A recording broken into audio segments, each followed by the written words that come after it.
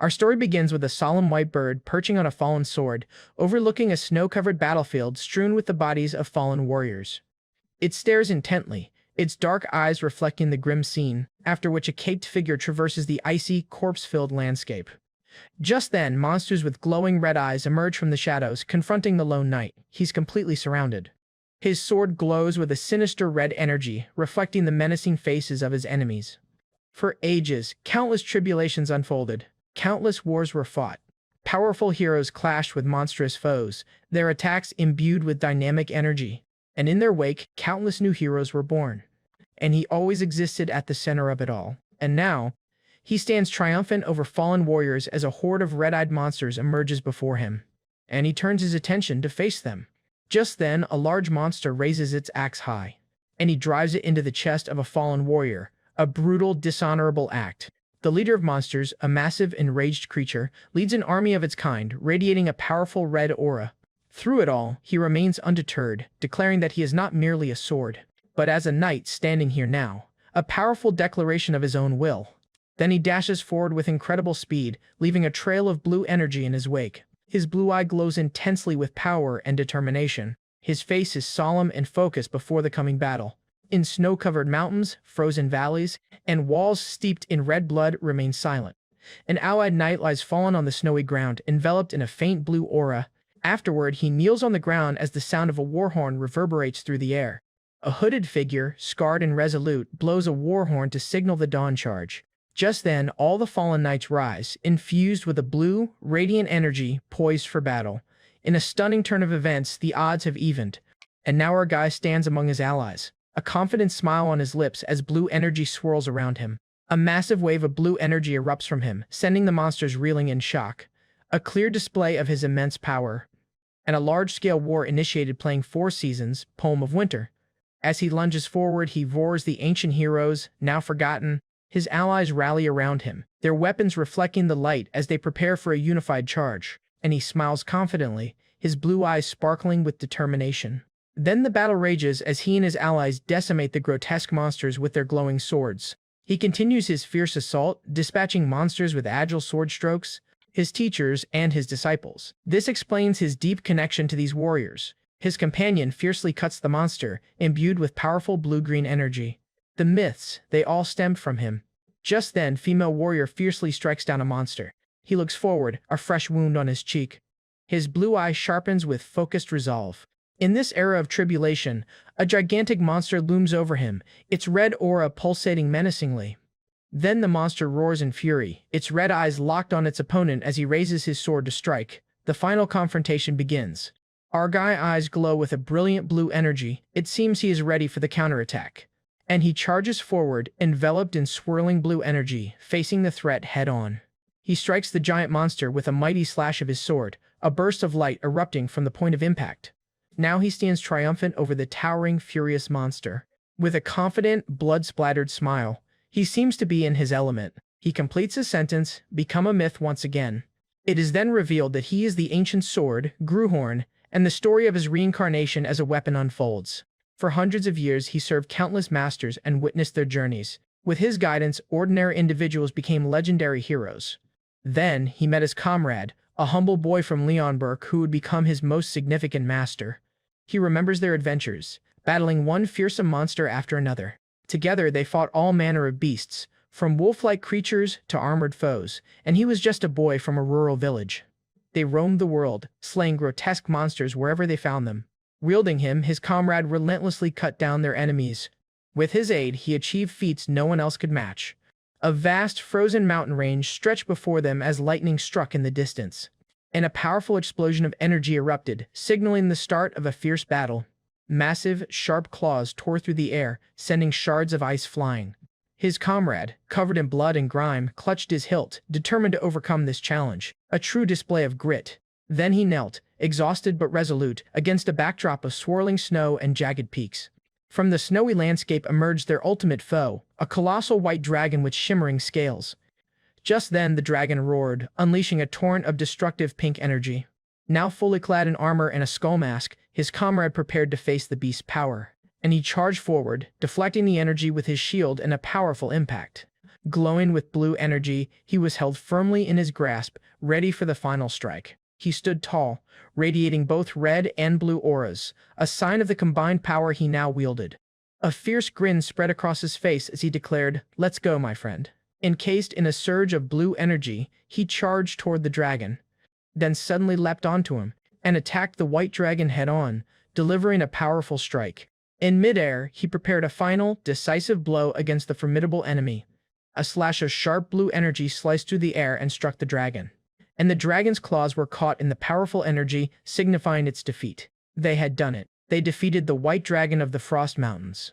After their victory, his comrade became the respected ruler of a kingdom, a majestic castle his new home. Adorned with a golden hilt and blue jewel, he became enshrined as a symbol of the Dragon Slayer's legend. As the sacred sword, he was placed in a prominent position within the kingdom, revered by all. He made him promise to look after his descendants, a dying wish he carried as he was passed down through generations. Time passed, and the sounds of the world grew distant, echoing and blurry. Still enshrined, he heard a commotion. Why was there so much noise? He felt himself being disturbed and grew agitated. Who was this insolent fool shaking his body? The current first prince, Adrian Leonberg, loudly proclaimed himself his new master, much to the alarm of his attendant. A royal knight desperately tried to intervene, warning Prince that he could only be touched by his majesty and demanding he return him.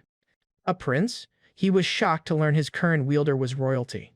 Arrogant and defiant, Prince Adrian dismissed the knight's warning, declaring that nothing in his country was beyond his touch. He was disgusted. This says a lot about the prince's character. As Adrian tried to wield him, he struggled, unable to even hold him properly, much to his own disbelief. Recognizing the situation, he activated his authority judgments to assess him. The results were bleak. Adrian Leonberg, a 16-year-old male with traits of arrogance, morbid obesity, uncoordination, laziness, and a mana-sensitivity disorder. He was his comrade's descendant, but a severely flawed one. What a stark contrast to the hero he once served. Oblivious to his assessment, Adrian strained to hold him, fantasizing about how his power would make the king and nobles finally acknowledge him. He seethed with resentment, convinced that with him he would no longer be ignored. Then Prince dramatically cried out, "Great Dragon Slayer, lend me your strength." To this, he responded internally with disdain. Why would he ever lend his power to a guy like him? He screamed my name in frustration. Just then, he flailed him around the palace hall as panicked guards and maids begged him to calm down, reminding him that drawing a sword in the palace was forbidden. Adrian angrily told them to shut up, threatening to kill them for daring to order him around. He continued his tirade, boasting that once he had his power, he would crush trash like them. He looked down in confusion as he unexpectedly stabbed himself. A truly absurd turn of events.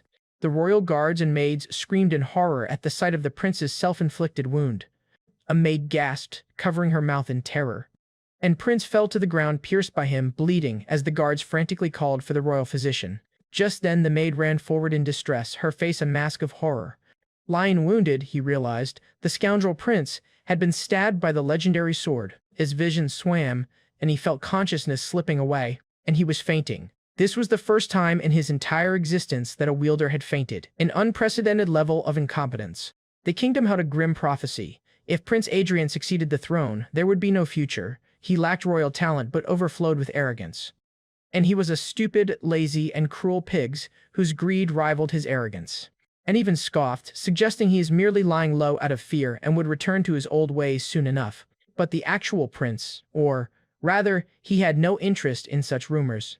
Inhabiting Adrian's body, he lamented the terrible irony. He had killed his comrade's descendant and stolen his body, a heavy burden for the ancient sword to bear. A maid rushed in, announcing the king's arrival and urging him to prepare. To this, he questioned why the king, who hadn't visited when he was dying, would suddenly appear now, but the maid nervously warned of nearby royal knights. A royal knight stood menacingly behind her as she turned to the prince, her smile firm and requesting, "Please mind your words." Just then, an elderly knight with white hair observed that, despite his near-death experience, the prince's temperament remained unchanged. After that, the knight questioned his lack of recognition, reminding Prince of his master-student bond, however tenuous. Was this man the pig's teacher, he wondered as he looked on in confusion? Then Prince claimed his memory is a mess and that he is uncertain if he knows him. The knight gasped, realizing he might have memory loss. And he was interrupted by the announcement of the king's arrival. But he was surprised by his impressive aura, and he is better than he thought. As the king entered, he noted that while he thought the lion's blood had diluted over time, he proved otherwise. Just then, King Leonbert chastised him for not greeting his own father, asserting that a near-death experience hasn't changed a thing. There's clearly no love lost between this father and son. A courtier informed the king of Prince's memory loss, prompting outrage and an immediate summons for the royal physician. After that, the royal physician examined Prince as a knight and maid looked on, and he reports no physical abnormalities, and explains his condition is likely temporary memory loss caused by mental shock. Memory loss? Has the king noticed his true state, he wondered? His expression darkened as he scolded Prince, however, reminding him that he has forgotten all his past mistakes, and asserts that by forgetting his errors, he hasn't progressed and remained stagnant. This is a terrible situation. He felt he wouldn't even be treated like a human, let alone a prince. He fumed internally, wondering what the original Prince Adrian had done to earn such disdain. Suddenly, he is startled to hear the queen call out, "Ian," and she dismisses his past as trivial, suggesting it didn't matter if he remembered it, but he struggles in her embrace. To this, she smiles warmly, expressing her happiness that he has opened his eyes again. Just then she holds him close, her face etched with worry and relief. She bid him goodnight, promising to see him again. He remained unresponsive in his chair as she leaves. He clenched his fists. Even if it wasn't intentional, he was the one who ended Adrian's life. Then he resolves to live well in this body, not just for himself, but for the deceased boy as well. Looking at his sword self, he reflected on how he'd spent his life cleaning up after others, and he would continue to do so, even in this new, corpulent form. After that, he concludes that this body may be obese and talentless, but that doesn't matter, he just need to rebuild his power. He grinned confidently. After all, who knew how many heroes he had raised? Just then he knelt, determined to forge a mana heart and regain his strength. As he attempted to gather mana, which flowed into his mouth and chest, causing his body to glow with blue energy. A surge of blue mana swirled and then exploded around him. The mana pulses around his body, but it began to disperse instead of settling. It dispersed because this body cannot accept it. The mana sensitivity disorders. Determined, he vowed to try again. Once more. And he strains, his face contorting with effort as he tried to gather the mana. He struggles, forcing the mana into his body. Again. But he collapses to the floor, defeated, as the blue mana dissipated around him. Lying on the ground, sweating and frustrated, he exclaims, "What? What the hell kind of body is this?" The challenge ahead is immense. His journey to reclaim his power will be harder than he ever imagined. He wishes he had his original body, believing he could easily fix his current mana sensitivity by forcing mana into it. A royal maid enters Adrian's chambers, asking for permission to enter.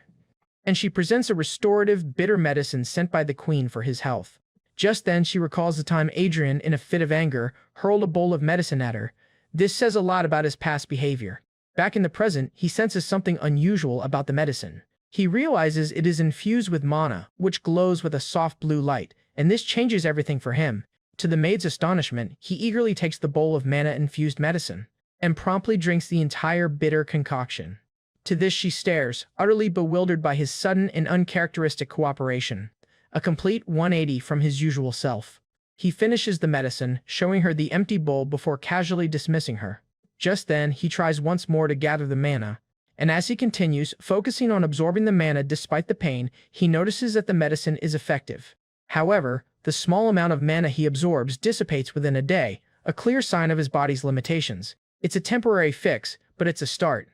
With a serious expression, he asks her if there is any more of the special medicine. Days later, he diligently continues his attempts to gather mana, and grins intensely, feeling he is finally close to achieving his goal. As successfully conjures a pulsating blue orb of mana, realizing he can finally create a mana heart.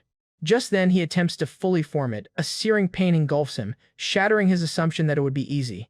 Turns out, it wasn't that simple. He screams in agony as the formation process racks his body with pain, but he endures it, recalling that creating a mana heart has always been a grueling experience. Flashbacks show others experiencing immense pain and fiery sensations while attempting the same feat. He focuses, remembering the intricate process from his time as a magic sword. To which he concludes that forming a mana heart was always inherently painful, a detail he had overlooked in a human body. In other words, being a sword made him forget the frailties of a human body. He resolves not to lose consciousness, knowing the severe consequences of failure. Just then he visualizes the devastating mana backflow that would occur if he passed out. The stakes couldn't be higher. Sweat beads on his face as he struggles to maintain control and focus. He kneels, concentrating all his energy on guiding the turbulent mana within his body. And he carefully takes hold of the wild clump of mana, reminding himself to stay calm and take his time. Slowly, he guides the mana along its precise path. Finally, he completes the formation, and the new mana heart spreads through him, filling every part of his being. Now his body is bathed in a calming blue light as his new mana heart begins to circulate energy. Weary but successful, he opens his eyes with a determined glint. And he places a hand on his chest, feeling the strong pulse of his newly created mana heart. Then he marvels at the glowing result, recognizing that this time it is uniquely his own. As he has successfully created his mana heart and shouts in triumph, "I did it, it's complete," and he notices the glowing notification with a curious expression. The system confirms, mana heart has been created. To this he wonders if it's some kind of status window. But he recognizes the messages as the same kind he used to send his masters when he was a sword, questioning why they are appearing for him now. This is a very strange development. A new message flashes, restoring connection to the origin, causing him to pause in confusion. Just then, the system indicates a poor and unstable connection. Most authorities are unavailable, though judgments is now accessible in a limited capacity. Then he tests his third eye on a distant tree, his vision sharpening. And he overhears maids outside his door gossiping about his sudden change in personality, a clear sign of his enhanced hearing. To which he realizes extremely limited, truly meant his new body cannot sustain these powers for long, a harsh reminder of his current limitations. After that, he reminisces about his past as a sword, when he could perceive everything without a single blind spot, but now he laments the loss of the absolute senses he once possessed, and realizes that with his meager mana, he can only slightly enhance his senses or eavesdrop on conversations. A maid confirms that food will be brought soon. As he waits, he looks out over the palace, determined to adapt to his new human body. Just then, the queen beams at Adrian, praising his admirable change. She affectionately grabs his cheeks, thrilled that he finally finished her medicine and is learning to value his body. Then a tall, formidable figure steps into the doorway, drawing his gaze. The queen asks him if he recognizes the man, but he confusedly says no, failing to identify him. However, she explains Adrian's memory loss to her brother and asks for his help. To this, Adrian realizes the man is the queen's brother, his uncle. At that moment, his uncle cynically remarks that it doesn't matter if Adrian lost his memory, since his past was nothing to be proud of, and adds that just by looking, it seems he doesn't like him. Adrian narrows his eyes, clearly offended by his uncle's dismissive attitude. Looking at Adrian's girth, the uncle states that the only thing he can help with is losing some of that flab, much to Adrian's surprise, and clarifies he can only help with weight loss, but the queen interjects, insisting that's more than enough. To this, Adrian stares blankly, confused by his uncle's singular focus on his weight. His uncle fixes him with a stern, cold gaze. Just then he delivers a painful kick to Adrian's behind, sending him sprawling. Talk about tough love. After that, his uncle declares that from now on, Adrian must get his permission for everything and give up on being treated like a prince. He then smirks, offering to teach him their family's secret swordsmanship if he tries his best. His uncle observes his trembling, interpreting it as resentment. At that moment, he addresses his uncle and proposes a bet to earn his acknowledgement. He then vows that within half a year he will make him acknowledge his authority, reflecting inwardly that he must shatter the arrogant look in his eye. After that, he states that if he fails, he will do whatever his uncle commands. But if he succeeds, his uncle must grant him one wish. Intrigued by the bold challenge, his uncle finds it amusing and agrees to the bet, looking forward to the entertainment. Adrian immediately feels a sense of dread, regretting his big talk, and struggles with his heavy body, cursing its poor condition. Just then he begins to run, a blue mana aura emanating from his steps. He resolves to use mana to burn off all his body fat as his uncle watches from a distance. To which his uncle realizes the brat might actually be up to something. Looking shocked, he appears and confronts a still-running Adrian. Utterly stunned, his uncle asks if he actually created a mana heart. He casually confirms that he made one a little while ago. Visibly annoyed, he demands to know where Adrian learned such a technique, but he just looks clueless. Adrian is completely confused, having no idea why creating a mana heart is such a big deal. Just then, his uncle dramatically reveals that a mana heart is a crude technique taught only to low-level mercenaries, leaving Adrian shocked. A truly devastating revelation. Staring blankly at the castle, he is left completely dumbfounded by this revelation. He reflects on the revelation that his unique mana heart technique is outdated, realizing it's truly the end of an era. He recalls his uncle explaining that a mana heart is nothing more than a crude technique used by low-level mercenaries, not some sophisticated method. Bewildered, he asks what he means, and his uncle offers to demonstrate the proper mana technique, and explains that mana chains can shatter the sword energy of a mana heart, a concept that directly contradicts everything Adrian once knew. It's a complete reversal of the fundamentals he mastered. He adds that even prominent families who clung to mana hearts, like the Eli family, ultimately fell to ruin, a grim warning about the price of being left behind. Now in present he is reading a book titled Mana Chain Basic Theory. Adrian realizes just how much the world's magic systems have advanced since his past life. The book illustrates that mages typically utilize mana in the form of circles for their spells. In contrast, knights weave chains to gather mana, their skill level defined by the number of chains they can form. A diagram details the progression of knightly ranks from single chain to quad chain, all based on mana proficiency. Adrian concedes that while the mana chain theory is different from what he knew, it isn't entirely nonsensical. He recalls a distant past, holding a magnificent sword as someone questioned if he was the famous sword saint. The flashback reveals Ernest Altringen, a man who called himself a sword saint and once challenged Gruhorn to determine who was more worthy of the title. He smiles, finally understanding why that name sounded so familiar. He then wonders what ultimately became of Ernest, that enigmatic figure from his past. His uncle approaches and asks if he read the mana chain theory book that was provided, and confidently asserts that Adrian must now understand the foolishness of his chosen path. His uncle challenges him further, asking if he's merely being stubborn or if he truly hasn't grasped the gravity of the situation. To this, Adrian displays a refined mana heart in his hand, explaining that not all mana hearts are created equal, and intensifies his mana, asking his uncle if he can comprehend the concept of a difference in class. It seems Adrian has a few tricks up his own sleeve. His uncle scoffs at his presumed lack of understanding, dismissing his thoughts as nonsense. Then he lectures Adrian, comparing him to mercenaries and deluded individuals who wrongly believe they are ancient heroes. His uncle poses a rhetorical question, asking if he knows the fate of those who followed such misguided paths. He reveals that those individuals inevitably failed, unable to even achieve the equivalent of a double chain. His uncle challenges him. If Adrian is truly different, he should try defeating a double chain knight. Just then, he promises that if Adrian succeeds, he will become his guardian, fulfilling the queen's wish. He stands before his uncle, surrounded by royal guards, as he prepares for a confrontation. His uncle stamps his foot, intensifying his aura, and questions if Adrian dares to doubt his qualifications as guardian. Then dramatically introduces himself as Vale Balorhard, a count of the kingdom and commander of the Northern Army. He further boasts his titles as the Master of the Black Lancers and one of the 5 Silver Lions who serve His Majesty. His immense mana flares around him, radiating overwhelming power, a truly terrifying display of strength. He reveals his true strength, proudly stating that he is a quad-chain knight, having woven 4 mana rings. After that, Vale declares his full name and formidable status, asserting his absolute authority. They place their swords towards Vale to protect Adrian, commanding Count Balorhard to stand down. To this, Vale gives a confident, knowing smirk, seemingly unfazed by the intervention. A short while later, he collapses from exhaustion, his intensive training complete for the day. He lies on the floor, panting and drenched in sweat, utterly drained. As he recovers slightly, he remarks that the strenuous training nearly killed him. Still struggling, he slowly walks away, cursing his uncle as a devilish bastard. The royal physician greets a tired Adrian upon his return from the brutal training session. He is surprised to find him, who offers a humble greeting. Just then, he approaches with glowing healing magic, but Adrian vehemently rejects it, and he violently shoves the physician away, screaming that he doesn't need healing magic and demanding that he leave. He is furious, believing that healing magic would negate all the painful effort he put into his training. This explains his violent reaction just now. As Adrian tries to recover, the door opens and a young boy asks if his brother is present. He enters with a confident and slightly arrogant smirk.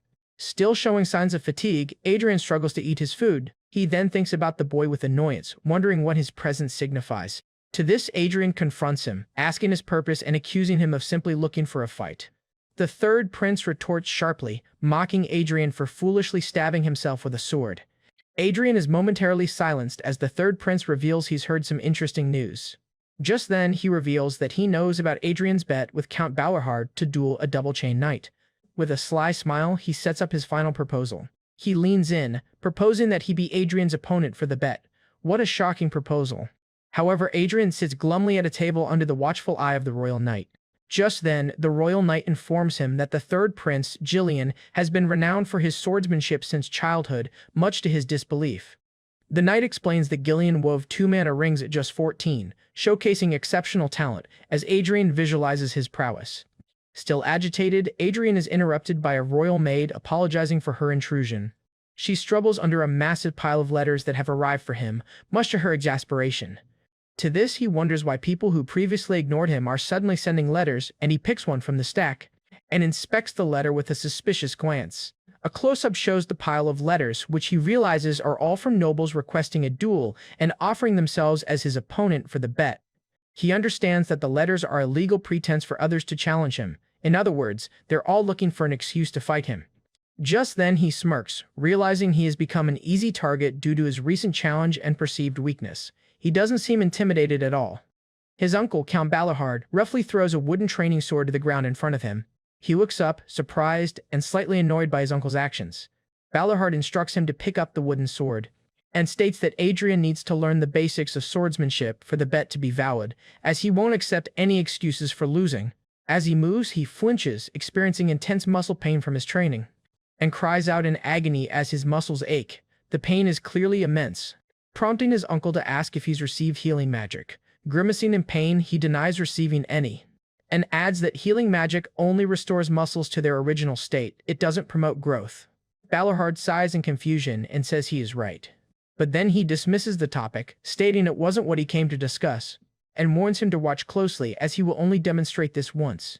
Just then, he demonstrates a technique he calls the Kingdom's Training Sword, used by knights to build their foundation. As mana glows around his blade, he transforms one sword into multiple blades, and executes a series of swift and powerful strikes, enveloping himself in mana. He continues the intense demonstration with a focused expression. His sword gleams with mana, showcasing the power behind the technique. He finishes his demonstration with a strong, definitive downward swing of his sword.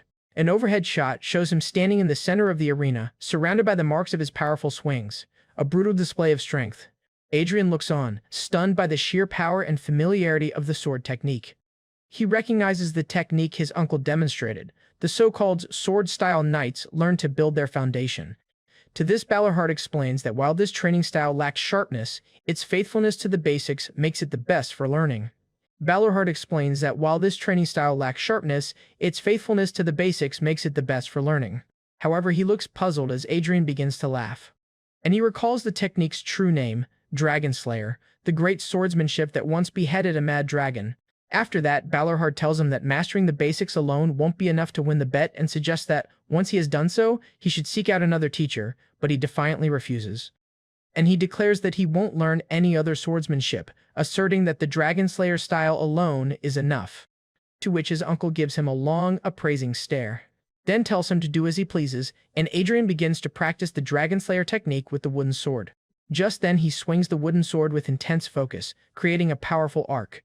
He pushes his body to its limits while practicing the Dragon Slayer style, his uncle watching nearby as Adrian reflects on the irony of a once legendary technique now being considered trivial. And he grudgingly acknowledges that his legendary style is now considered rudimentary because of how mana is currently used. The Dragon Slayer sword now lacks the will to slay dragons because this generation doesn't understand how to imbue a sword with one's will. He reflects on their ignorance. They've abandoned the mana heart and forgotten how to imbue their blades with will, and laments that without proper understanding, they cannot recognize the technique's true value. As he attempts to strike with immense force, his blow is blocked by his uncle's sword. He struggles, exhausted and panting, while his uncle watches. However, Balahard reminds him that power doesn't come from tensing his arms, asking if he has already forgotten the demonstration. Then his uncle presses his sword on his stomach and tells him, in the belly, egg on his legs. Finally, his uncle advises him that he must channel strength through his entire body to wield the sword, and he acknowledges the advice, sweat dripping from his face. Despite his weak and clumsy body, he resolves to prove that the Dragon Slayer style isn't obsolete. Just then, he defiantly vows to prove that the style is not meant to be discarded like a worn-out shoe. He trains intensely, day by day. For 3 days, he tirelessly runs the castle grounds. A week passed, yet he continued his strenuous training. After arduous training, he pushes through his exhaustion and successfully changes his constitution. His sword gleams with mana, a sign of his changing abilities. To this, he smiles, his constitution transformed by the consistent accumulation of mana. Another system message appears, confirming that his mana sensitivity disorder has vanished and the mana sensitivity trait has been unlocked, allowing him to wield his sword more effectively. As his training continues, he swings his sword much more naturally than he did a month ago. He pushes himself further, becoming stronger than he was yesterday, despite his increasing exhaustion. His eyes glow with intense focus and determination. With a maniacal grin driven by sheer will, he swings his sword even more perfectly than a moment ago. Just then, Balahard's voice echoes angrily, ordering him to stop, and his uncle breaks his sword. And just like that, the training comes to a violent halt. He is in utter disbelief at what just happened. Drenched and injured, he looks up at his uncle, who observes him with a stern expression. His face is streaked with rain and sweat, his eyes wide with exhaustion and pain. Just then, he notices that the training pillar has been completely destroyed by his training. It cracks and shatters, revealing the immense force he has been exerting. He's completely annihilated it. He feels shocked to see this. Just then, Balahard angrily scolds him for training in such severe weather, calling him a stupid fool. He warns him that with a real sword, he wouldn't have escaped his recklessness unscathed. Then he looks at his hands, which are raw and bloodied from the extreme training. A system message appears, revealing he has awakened hyperfocuses due to his extreme concentration, and his body still remembers the intense sensation. To this he laughs softly, his face streaked with sweat and rain, acknowledging the new trait. And he comments that if he focuses twice as hard, he might just get struck by lightning and die. As he collapses into unconsciousness, Balahard grabs him, and the royal knight rushes to his side, calling out his name in concern. Balahard looks down at him, his expression a mix of anger and concern as the rain streams down his face. Despite his harsh words, he's clearly worried. He sighs, calling him a foolish brat as the boy lies unconscious. As he gains consciousness, he feels himself lying on the bed, having clearly pushed his body far beyond its limits during training. Then he rubs his head with his hand, acknowledging that he had misjudged the limits of his weak, newly conditioned body. He reflects on his past as the sword grew horn, a weapon that had achieved every accomplishment possible, guiding heroes like the nameless war hero, the swordmaster, and the mercenary king. And recalls aiding the founder of the kingdom in battle, cementing his role in history. After that, he remembers leading wars to victory, instrumental in elevating the body and soul of his comrades by guiding them throughout the ages. He declares his resolve to swing the sword until he reaches his desired state, now that he can finally act directly. Tired but determined, he realizes he needs to balance his mind and body, lest his weak new form break down completely. A crucial realization for his new life. Then he remembers that it has been over a month since he formed his mana heart, and that he has gathered quite a bit of mana since then, so he should soon be able to move on to the next stage. As he prepares to gather mana, a system message confirms his successful mana accumulation, indicating that through consistent effort he has reached a new level. As mana swirls around his body, another system notification appears, stating his body can now withstand more mana. The system announces that his mana heart has expanded, showcasing the internal surge of power. However, he concentrates intensely as his mana heart radiates a brilliant blue glow, signifying its growth. His hands glow with mana as the system once again confirms his body's increased capacity to withstand more mana. After that, a final system message informs him that his body's constitution has changed due to the expanded mana heart. His eyes blaze with renewed determination, ready for the next step. He firmly grasps the sword. A system message declares he has reached the rank of sword learner and can now use the most basic level of aura. He confidently wields the glowing blue sword, proclaiming, "With this, now he can handle the basics." It's a humble start, but a start nonetheless. Later, Adrian's uncle informs him that rumors about his bet are circulating throughout the kingdom, and he expresses his annoyance, as the rumors have also affected him. Adrian casually responds to his uncle's suggestion to find an opponent quickly, confidently revealing that he has already chosen an opponent. He pictures the third prince in his mind. Then he asks his uncle if he can duel less powerful opponents first, and Count Balahard agrees. Just then he calls out to Karl, asking about the progress of his request. Karl, a knight in lion emblazoned armor, cheerfully presents him with a list of duel requests, organized just as instructed, and expresses his concern, asking if Adrian truly intends to duel those who harbor ill will toward him, then warns him that many nobles hold grudges and might try to harm him under the guise of a practice duel, a very real and dangerous possibility. To this, Adrian just smiles, acknowledging the risks and hinting at his own intentions. He then turns to Count Balahard, asking him to serve as the referee, and clarifies that it's a simple request, just ensure no one dies during the duels. He stares up at the Grand Prince's palace, where he believes that scoundrel lives. He is Taylor Tailheim, the second son of a minor baron's family, and he clutches a document with a look of determination. In a flashback, the former Adrian Leonberg, obese and arrogant, laughs mockingly at a royal banquet years ago. The prince publicly insulted Taylor's father and brother, making them a spectacle. And he recounts how his family's honor was shattered that day, turning his father and brother into a lasting laughingstock to this. His eyes burn with fierce hatred as he utters the name, Adrian Leonberg, a deeply personal and painful memory. He vows to make the prince pay dearly for that insult before formally greeting him. Sword in hand, he introduces himself as Taylor Tailheim, a single-chain apprentice knight ready for the duel. However, Adrian openly insults him, mocking his formality for a practice match and calling him weak, which only infuriates Taylor. He's clearly trying to get under his skin. Seething with anger at the prince's arrogance, he struggles to maintain his composure. Just then, Balerhard intervenes, calmly telling Taylor to compose himself, as the duel hasn't officially begun. Taylor is flustered but overjoyed to recognize the esteemed Lord Balerhard. He bows respectfully to the Count, expressing what an honor it is to meet him. Count Balerhard offers a polite but brief acknowledgement. To this, Balerhard reprimands his nephew for his poor behavior, but he just grumbles about his uncle always bringing up the past. However then, the Count commands both duelists to take their positions. Taylor and Adrian face each other, swords drawn, their gazes locked. Taylor activates his single mana chain, a blue aura radiating from him as he prepares to attack. With a confident smirk, he tells him to be careful. Then he dashes forward, his mana-infused sword primed and ready for the blow. As he draws near, he leaps forward, and mid in the air, he raises his sword to unleash mana-charged slash. Adrian, with a smug grin, calmly criticizes his form. Too many useless movements. He loftily blocks the attack, his blade ringing as it clashes directly with Taylor's mana-charged strike. Taylor is utterly shocked when he realizes Adrian is using a fully developed mana heart, not just crude mana. This is something that should be impossible for the prince. Adrian deftly parries the blow, the impact forcing Taylor backward.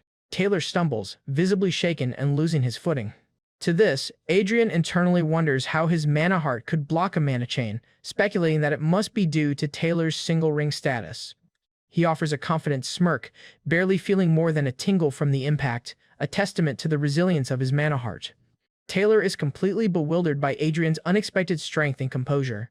Count Balerhard's eyes widen in astonishment as he recognizes the sound, sword resonance, a phenomenon unheard of for knights at their level, and lunges forward for the attack. Adrian watches him with a mix of confusion and surprise, and he bullocks the attack, clashing his sword against Taylor's, causing him to grunt in pain. Taylor cries out in pain as his body strains from using energy. Just then, Adrian steps back, ready for another attack. Both are violently thrown back, skidding across the ground from the impact of their attacks. Despite the risk of mana backflow, he maintains a determined smile, pushing through the pain. Just then, Taylor glares at the prince, and the memory of his past transgression fuels his resurfacing anger. Our guy extends his mana-charged sword and calmly tells him to cool his head a bit, and he decides to focus his senses inward, seeking to control the unstable mana. His consciousness dives into a deep, ethereal blue space, an internal awakening. With glowing blue eyes, he extends his hand, determined to awaken the dormant power within. A majestic blue dragon appears, a manifestation of Gruhorn's essence that Adrian recognizes as a part of his own soul. The power of his past life is finally awakening. Just then, system messages reveal that his mana heart has accepted a colossal will and gained a new color. The dragon's eye snaps open, glowing brightly, as a system message announces the awakening of the dormant will to slay dragons. To this, he experiences a vivid memory of Gruhorn's last battle, a fight against a colossal dragon that ignites his inner power. While the essence of a heart crafted to slay dragons activates, a notification proclaims the Dragon Slayer's heart has been activated. His eyes glow with a fierce red light, reflecting the awakened Dragon Slayer's will. Kneeling, he is engulfed in a powerful crimson aura as the shadow of a dragon manifests behind him. A system message explains that this is the true power of the dragon-slaying sword, its energy now merged with him. He unleashes the overwhelming red aura, its terrifying draconic presence shocking everyone present. An absolutely terrifying display of power. Taylor stares in utter disbelief and fear at the monstrous power emanating from the prince. With glowing red eyes and a sword infused with dark crimson energy, Adrian stares intensely, fully embodying the terrifying power of the Dragon Slayer. Just then, Balerhard thinks to himself that Adrian's activated Dragon Slayer's heart makes his sword dangerously potent. His uncle must intervene. He insists that his uncle must stop him if his killing intent gets out of control. Now, wielding a sword crackling with blue mana, Balerhard charges, closing the distance in an instant, and he clashes his sword with Adrian's, sending him hurtling backward. Adrian is sent crashing through a pillar, which collapses along with the wall due to the impact of the attack. A brutal display of strength.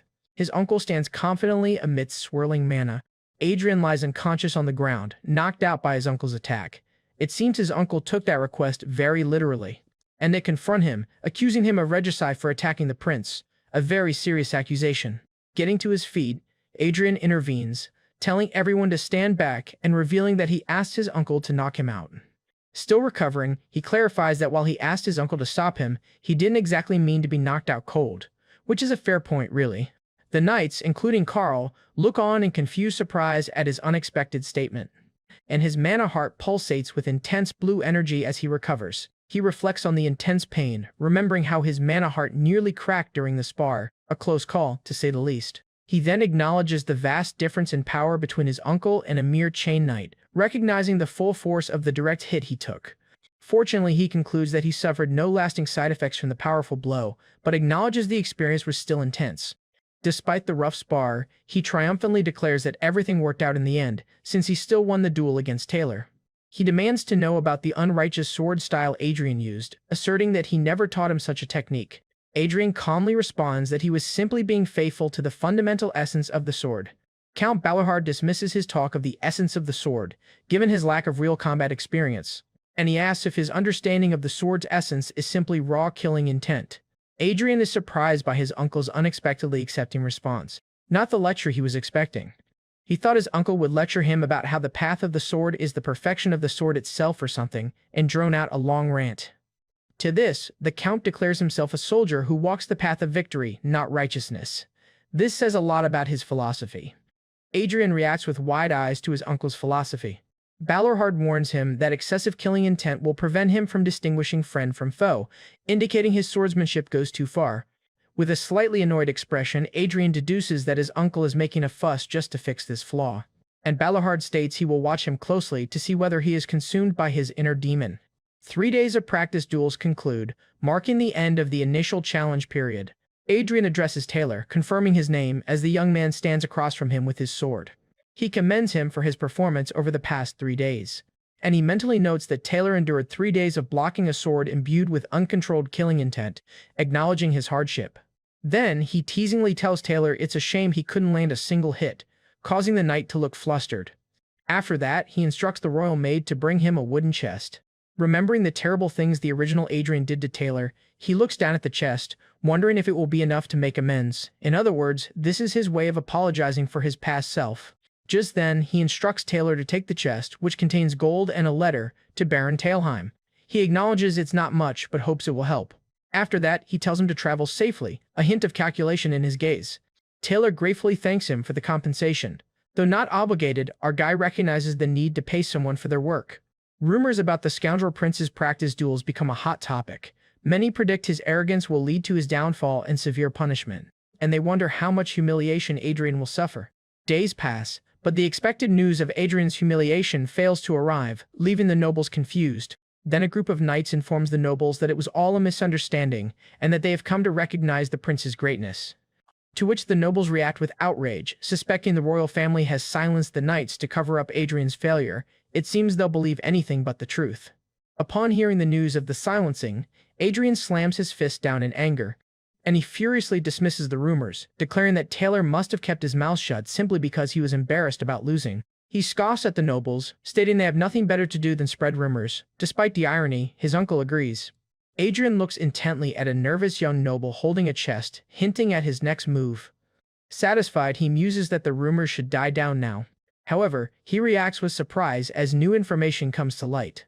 The royal maid nervously informs him that a new rumor has spread, that he threatened his opponents to fabricate the duel results, which, to be fair, is almost exactly what he just did. His face falls into shadow, his expression a mixture of growing frustration and determination. Engulfed in a blue mana aura, he decides to forget about it and focus on training, a smirk playing on his face. Just then, he demonstrates his enhanced swordsmanship, moving with blinding speed and emitting a blue aura. He continues his intense training, his movements sharp and precise, punctuated by bursts of mana. His sword movements are fluid and powerful as he practices his technique with unwavering focus. Cloaked in mana, he executes a swift lunge, showcasing his rapidly improving skills. He wields the sword with a determined expression, the mana heart in his chest glowing intensely. He remarks that apprentice knights are no longer enough of a challenge for him. To this, Carl informs him that the last opponent is a knight who has truly mastered the sword. Unlike those who merely polish their family's sword arts, this knight is a true talent who joined a knighthood specifically for training. Upon learning the name of his final opponent, Adrian smiles with anticipation. The name of his next opponent is revealed, Arwen Kurgayan. In the background, a figure approaches the gate. Arwen Kurgayan, the flower of the cliff, the thorny rose, the one who broke the hearts of all men.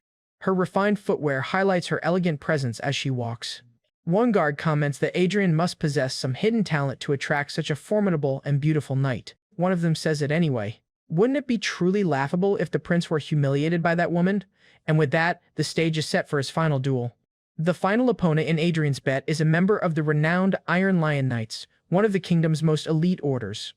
She is Arwen Kurgayan, a talented probation knight whose official membership in the prestigious order has already been confirmed. Carl explains that there was a slight misunderstanding in the past, but the prince correctly surmises that his former self likely picked the fight without provocation. Unnervous, she begins to explain the incident between His Highness and Sir Arwen.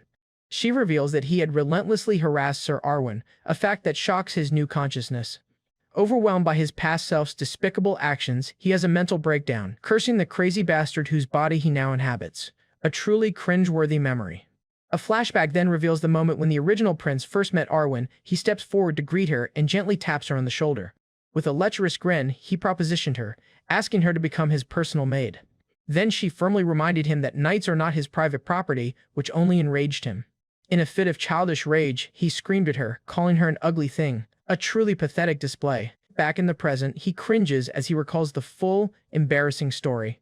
He then acknowledges her beauty, realizing his past self's insult was completely baseless. Resigned to his fate, he accepts that dealing with this is his karma. He looks at her with a stern expression and asks who she is. She formally introduces herself as Arwen of the Knights of the Iron Lion. Then she greets him, acknowledging his status as the referee. Breaking his neutrality, the Count warns her to be careful of the prince's vicious sword, much to Adrian's annoyance. So much for an impartial referee. However, Balorhart prepares to start the duel. He instructs them both to take their positions for the fight. With the fighters ready, the Count's voice echoes across the training ground. He then officially declares the beginning of the duel between the prince and the probation knight. She immediately unsheathes her sword and dashes forward, launching the first attack with incredible speed. Adrian calmly watches her approach, eager to witness the skills of the Iron Lion's promising prospect. Unleashing a storm of blue mana, she closes the distance with a powerful lunge. His eyes track her movement as he acknowledges that her technique is quite decent. The first clash of steel rings out as he blocks her swift and powerful strike. However, the force of the blow causes his unstable mana to backflow, a painful side effect of his current body. Clearly, his physical limitations are a major problem. She looks at him in utter confusion, amazed that he is able to block such a powerful attack. Just then, both swords clash again. With superior speed and technique, she expertly deflects his counters while landing her own blows. Her precise and powerful swordplay keeps him completely off balance. Frustrated by his body's limitations, he realizes he's being completely overpowered and decides this won't do. She lunges for the fatal blow, charged with pure blue mana, unaware of the shift about to occur. Just then, tapping into his true power, he activates the formidable Dragon Slayer's heart, and just like that, the tables have turned. Arwen's eyes widen in shock as she feels a sudden, terrifying change in his aura. With his power unleashed, he easily repels her attack with a surge of crimson energy. The sheer force of his parry sends a shockwave that throws her off balance, a brutal display of strength. She stumbles backward, struggling to regain her footing after the unexpected counter. Breathing heavily, she stares at his sword, sensing the immense and dangerous power now emanating from it. He smirks, realizing that while all single-ring knights are not the same, she is definitely on a different level from his past opponents. His ability reveals her stats, confirming her A-rank swordsmanship and B-rank mana sensitivity, along with traits like Sword Prodigy and Peerless Beauty. The battle has taken its toll, but his expression hardens with new resolve. He realizes that the fact he can even see her stats with his limited authority proves a crucial point. It means that despite her skill, she is either weaker than or of similar strength to him now. In other words, this is a fight he can actually win. With his confidence renewed and power surging, he declares that the real fight starts now. After the first day of their grueling duel, both combatants are left panting with exhaustion. Despite their fatigue, they square off again, ready to continue their intense battle. To this, Adrian cheekily complains, claiming he was just about to finish it. The Count's booming voice cuts through the tension, shouting "Eno you" to stop their bickering. He endures the treatment with a scowl, annoyed at the interruption. She also remains silent, her expression a mixture of fatigue and frustration. After receiving treatment, the two part ways without a word, an unspoken tension hanging between them. As she walks away, Adrian silently vows that he will not lose. The duel continues for days, but with both fighters so evenly matched, no clear winner emerges. By the third day, the watching knights are in awe, surprised by the length and intensity of the match.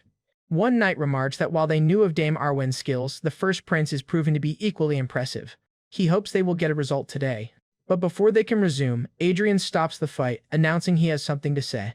She immediately suspects he's trying to apologize for what he did.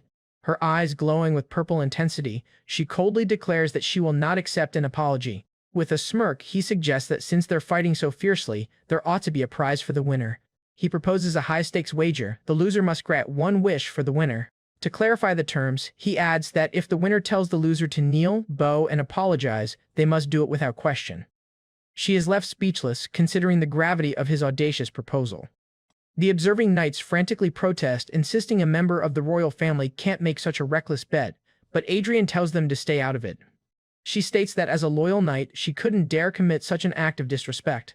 However, with a sly grin, she adds that if His Highness permits it, she is more than willing to accept the bet. With the stakes now raised, he shouts, "No going back on your word later," as they charge at each other once more. The duel resumes with even greater ferocity, the clash of their swords echoing with newfound purpose. The exchange of blows is swift and intense, both fighters giving their all for the wager. A sinister smile spreads across his face as his eyes glow a menacing red. He then channels his crimson aura into a devastatingly powerful downward slash, which he barely manages to deflect. She is shocked by his sudden burst of speed, realizing he's much faster than he was yesterday. The spectral image of a dragon manifests behind him as he fully unleashes his power.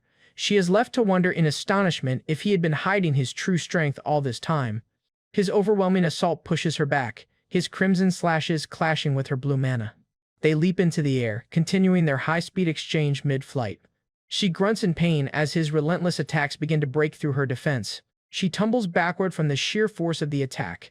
He then dashes forward for the final strike, imbued with crimson light, his eyes locked on his target with deadly intent. The sudden, fast attack shocks her. He follows through with a powerful spin, which she tries to block with her sword. With a final, resounding crash, his attack connects with her sword. Her weapon shatters into pieces, leaving her disarmed and defeated on the ground. A decisive end to their long duel. The watching knights are left utterly speechless, shocked by the decisive outcome. Standing over his vanquished opponent, he coolly declares, "I won the bet." He then addresses the defeated knight, preparing to state the wish he has won. With a confident smirk, he looks down at the skilled knight he has bestead. Then, to Arwen's utter shock, his one wish is a simple, yet profound statement, "I want you," a truly unexpected demand. As Prince Adrian's royal guard, Karl reflected that despite the prince's notorious reputation, the job had been surprisingly uneventful. He recalled the day he first introduced himself to the prince as his new royal guard. While the prince had seemed arrogant, Karl quickly learned he wasn't the violent tyrant rumors suggested. Instead, he witnessed the prince's unwavering dedication to training, day in and day out. Contrary to all the negative rumors, he had seen a completely different side of him. His thoughts drifted to a memory of Adrian training relentlessly in the pouring rain. Concerned, even the other knights suggested that he stop His Highness, and he cried out a warning as Adrian's wooden sword began to splinter under the strain. With one final powerful blow, the prince completely shattered the training dummy, a brutal display of strength. Exhausted but triumphant, a wild grin spread across Adrian's face. The scene snaps back to the end of the duel, where Adrian had bluntly declared to Arwen that he wants her. Stunned, Arwen struggled to process the prince's unexpected demand. To this, he belittled her current status, reminding her that she was merely an apprentice who couldn't even defeat him, a cruel but accurate assessment. With a knowing smirk, he clarified that his desire was not for her current self, and he revealed that what he truly wanted was her future and her untapped potential as a knight. She was taken aback, realizing he saw her as a knight, not just an object of desire. Karl was visibly shocked by the prince's unconventional and deeply personal recruitment method. Adrian then declared that he wanted a knight who belonged only to him. With his intentions now clear, he made his formal offer. He asked her to become his knight, leaving her stunned and emotional. And she recalled achieving her dream of becoming a knight, only for the reality to be disappointing. Despite her skill, her male peers only ever commented on her striking appearance. She felt that no one respected her or treated her as a genuine knight. Driven by this frustration, she had pushed herself to work twice as hard as everyone else. Her efforts paid off, as she effortlessly defeated one opponent after another. Yet even after defeating every single one of her fellow apprentices and proving her overwhelming skill time and again, her accomplishments were never truly acknowledged. Instead, she was dismissed as a mere poster girl, her purpose reduced to being a pretty face to protect, which made her feel she could never truly be a knight. A truly demeaning title for someone so skilled. And the memory of being so utterly disrespected still stung. She searched his expression, desperately trying to determine if his words were sincere. As the sun began to set over the castle walls, she made her decision and asked the prince to promise her one thing. The two shared a solemn look of understanding and mutual respect. Hearing his vow, she immediately knelt, ready to pledge her fealty. Arwen, eldest daughter of the Kyrgyzstan family, formally swore her loyalty to Prince Adrian Leonberg. She dedicated her sword and her life to his highness, as Karl and the other knights watched on. Acting as a legitimate heir to the throne, he accepted her oath, and officially dubbed her a knight, instructing her to be brave and courteous. And against the setting sun, he completed the ceremony by commanding her to be loyal. The nobles spread rumors that an oath had been made on a bet and needed to be nullified, but one of them mentioned that he had heard she refused their help. Meanwhile, two other nobles whispered rumors, suspecting a scandalous relationship between the prince and his new knight. Overhearing these vicious rumors, Adrian exploded with rage, shouting, "Is he some kind of villain?" Adrian confirms it, arguing that a royal decree can send Karl away at any moment. Taking him seriously, Karl earnestly asks if the prince would accept his oath. To Karl's shock, he bluntly refuses his offer. Well, that was unexpected, and he explains that he doesn't want him because there would be no joy in raising him. Though stunned by the rejection, Karl laughs it off, but he remains unimpressed. Their conversation is cut short by the arrival of a royal letter informing Adrian that his probation is over. He is suspicious, wondering why they would lift his probation a month and a half early, which is a very good question. Karl asks if he is happy, but he is simply bewildered by the king's motives. Adrian claims he doesn't care, as he has nowhere to go and no one he knows to meet. Just then, his maid notices a piece of mail addressed to the prince. Apologizing for the interruption, she presents an invitation that had just arrived for him. He appears completely bewildered by the invitation. Then Adelia handed him the ornate letter. He read the invitation aloud, discovering it is for a social club for special young lords. And he asks her if it's a weird place, to which she cautiously implied that the club catered to the unique tastes of young noblemen. A flashback confirmed her hesitation, showing the original Adrian's debauched lifestyle of drinking and womanizing, and by unique tastes, she meant utterly depraved. Disgusted, he dismisses the club as a pointless gathering and decides to throw the invitation away. But just as he is about to crumple it, his eye caught the sender's name. He remembered his uncle explaining that the Eli family was the one that had insisted on using the Manahart technique, right up until their ruin a century ago. His interest piqued, he changed his mind, declaring that he would attend the gathering after all. Holding the invitation, he hoped that the ancient family hasn't completely fallen into ruin just yet. 4 months have passed since the former sword possessed Adrian's body and began his intense training regimen to lose weight to mark his progress. An enthusiastic tailor presents a new outfit, made to the prince's exact specifications, and eagerly asks if it is to his liking. Adrian strikes a confident pose in his new attire, while the tailor gushes that his majesty remains as dignified as ever. Looking at his reflection, he acknowledges his significant weight loss, a fact the tailor excitedly confirms, stating that his measurements have decreased by more than half. With a confident smirk, he informs him that by the time of the banquet, his measurements will have changed yet again. He's clearly committed to this new path. A few days after his probation is lifted, his grand carriage makes its way to the infamous social club for special young lords. His loyal guard, Karl, rides alongside the carriage, overseeing the journey through the city streets. Meanwhile, inside the carriage, Adrian stretches and yawns, lamenting that being a prince is an exhausting and stifling position, and complains internally about the frustrating restrictions of his royal life, from the clothes he wears, to the carriage he rides in, and the ever-present guards. To this, she nervously explains that the scar is from her own incompetence, a punishment she received for something she claims he was right to reprimand her for, a chilling reminder of the old prince's cruelty. He is horrified, hit with another memory of the original prince's cruelty. The more he learns about his new body's past, the more horror stories he uncovers. And he realizes with a start that despite seeing this maid for months, he doesn't even know her name. Crossing his arms, he directly asks the startled maid for her name. Just then he mutters the name Byron to himself, shocked to hear it in a place like this, as the family should barely be on the noble registry. Clearly, this name holds great significance. It was a brutal era where the physically weaker humans were hunted and killed by monstrous giants. However, a group of heroes emerged to put an end to this miserable history at the climax of the Great War. These saviors who allowed humans to rise as the dominant species were granted the title of the Five Electors. He recalls that one of those five legendary heroes once called out to him, her sword, Gruhorn.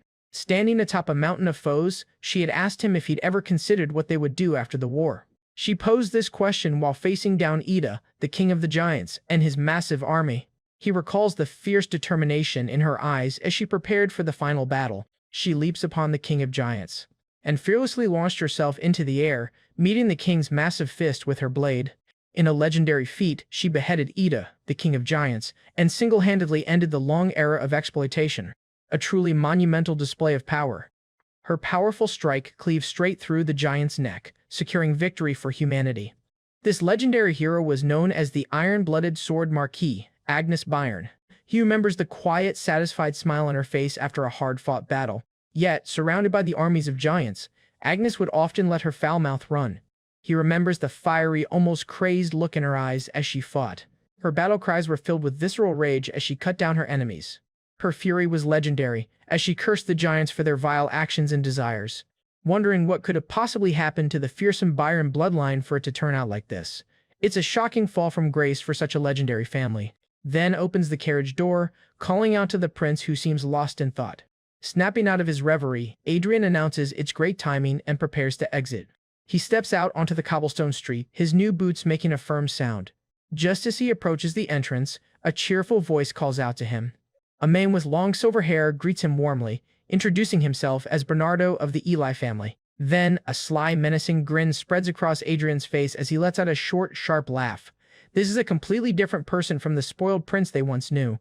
Just then, he clasped Bernardo's shoulder, telling him that thanks to his invitation, the day will be very entertaining. Bernardo is left utterly confused by the prince's ominous and out-of-character behavior. Inside the social club, the air is thick with the laughter and debauchery of young nobles. One young lord boasts about a girl who lifted her skirt for him without a hint of shyness. The room is a picture of aristocratic decadence, with young men and women drinking and carousing without a care in the world. Bernardo observes the scene with a hint of concern, noting that it's strange the scoundrel prince isn't already drunk and flirting. Instead, he watches Adrian quietly sipping his wine, sensing that the prince's entire aura feels different than before. Suddenly, another noble stumbles over to Adrian's seat, then smirks, saying he's heard the rumors that the prince has plucked the flower of the Iron Lion, referring to Arwen. Adrian remains silent and stone-faced as the man continues to prattle on. Meanwhile, another noble across the room drunkenly laments being a step too late, wishing he'd secured Arwen's oath for himself.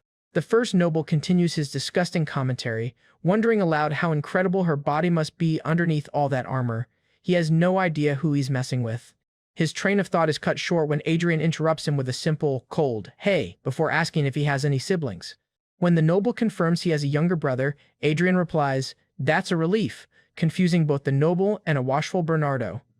A chillingly calm statement. And he lands a brutal punch, his eyes blazing with cold fury. And just like that, the prince snaps.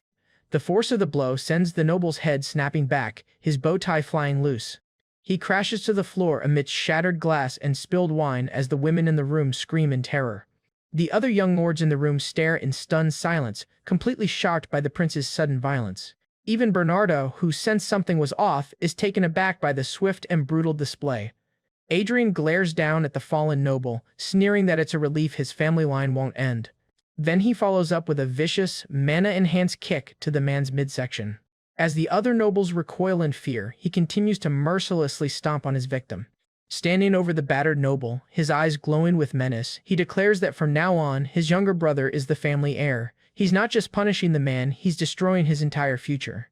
Then, grabbing his collar, he delivers another powerful, mana-infused punch. A brutal display of power. His fist connects squarely with the noble's face, sending a shockwave through the room. The other nobles, including a shocked blonde woman and a blue-haired man, can only watch in horror. Even the usually composed Bernardo Eli is stunned by the prince's sudden and brutal violence. But the prince isn't finished yet, grabbing the dazed noble by his shirt. Holding him close, Adrian coldly tells him to listen well. The clueless nobles are utterly confused by his words. Ignoring their bewilderment, he insists the man still needs to be struck and delivers one final, devastating punch, which sends the noble flying across the room. The rest of the partygoers are frozen in fear as he stands over his victim. The insulting noble is left unconscious on the floor, his face bruised and bleeding. A clear and violent message has been sent. A terrified Bernardo Eli immediately drops to his knees, addressing the prince with newfound respect. Adrian smirks, reminding him of his earlier prediction that the day would be very entertaining. Bernardo panics internally, wondering why the prince has suddenly turned into a crazy bastard. Having made his point, Adrian calmly orders Bernardo to summon the royal knights. Bernardo scrambles to obey, rushing to carry out the prince's command. With the room now silent and orderly, Adrian stands as the undisputed authority. The power dynamic in the room has completely shifted. One of the men hesitates, looking warily at the prince.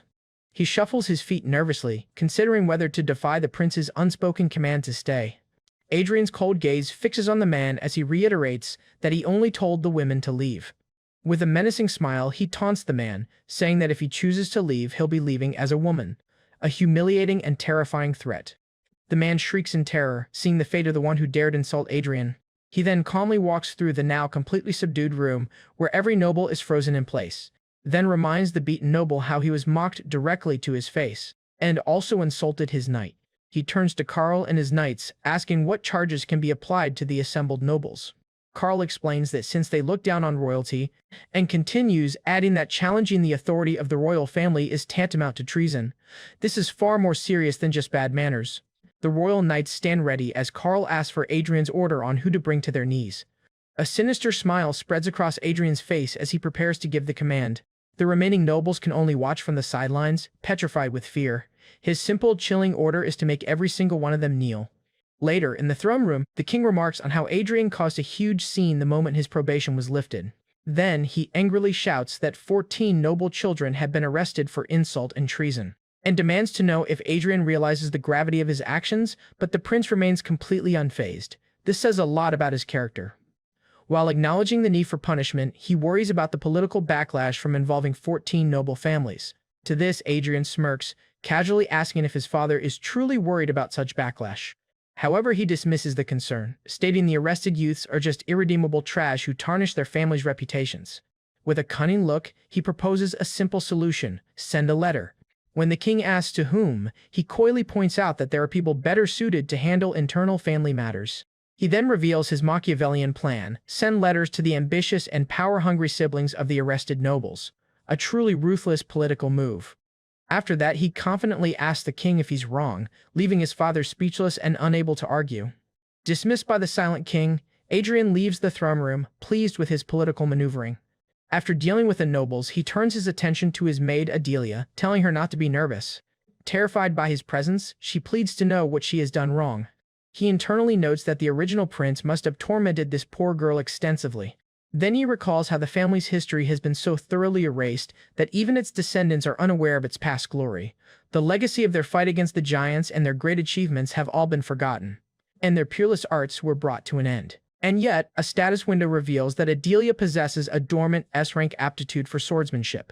But it seems their legacy isn't entirely gone. His eyes fix on the message, and he is utterly bewildered by her contradictory traits: butcher, war maniac, fragile heart, caregiver, and slave mentality.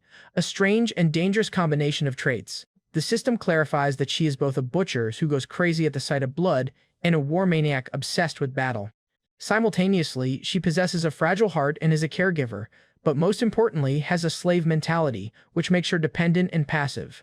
He grows anxious, realizing she has unrivaled talent but absolutely no traits to control her inherent madness. Just then, he nervously wonders if it's truly wise to unleash such a chaotic force upon the world. He paces the room, weighing the immense potential against the catastrophic risk. After all, the potential of an S-rank talent is simply too valuable to pass up. He identifies her slave mentality as the perfect trait to exploit, since it means she finds joy in serving a master. Approaching her, he makes his move, commanding Adelia Byron to swear her loyalty to him. To this, he clarifies his intent, telling her to become his knight and swear an oath right then and there. However, she collapses to the floor, insisting that she is too humble to handle such a responsibility. Adelia is shocked when he reminds her that she herself called her family insignificant. He then makes an offer she can't refuse, promising to take responsibility for her family. In return for restoring her family's honor, he demands that she swear loyalty and serve him as her one true master. Crucially, he promises to be the one to hold the reins and control the madness she herself cannot. He's offering to be the anchor for her power. And so, Adelia, eldest daughter of the Bayern family, kneels and formally swears her loyalty to Prince Adrian Leonberg. She vows to serve him as her master for her entire life, a declaration he accepts with a stoic expression. Placing a hand over her head, he accepts her oath with a simple, "Good." After that, he establishes the terms of their new relationship. She will now obey his orders unconditionally, and she dutifully accepts. She looks up at her new master with eyes full of adoration and a hopeful blush. As he looks down at the girl whose immense and dangerous potential he now controls, he wonders if he has made the right choice, a high-risk, high-reward decision.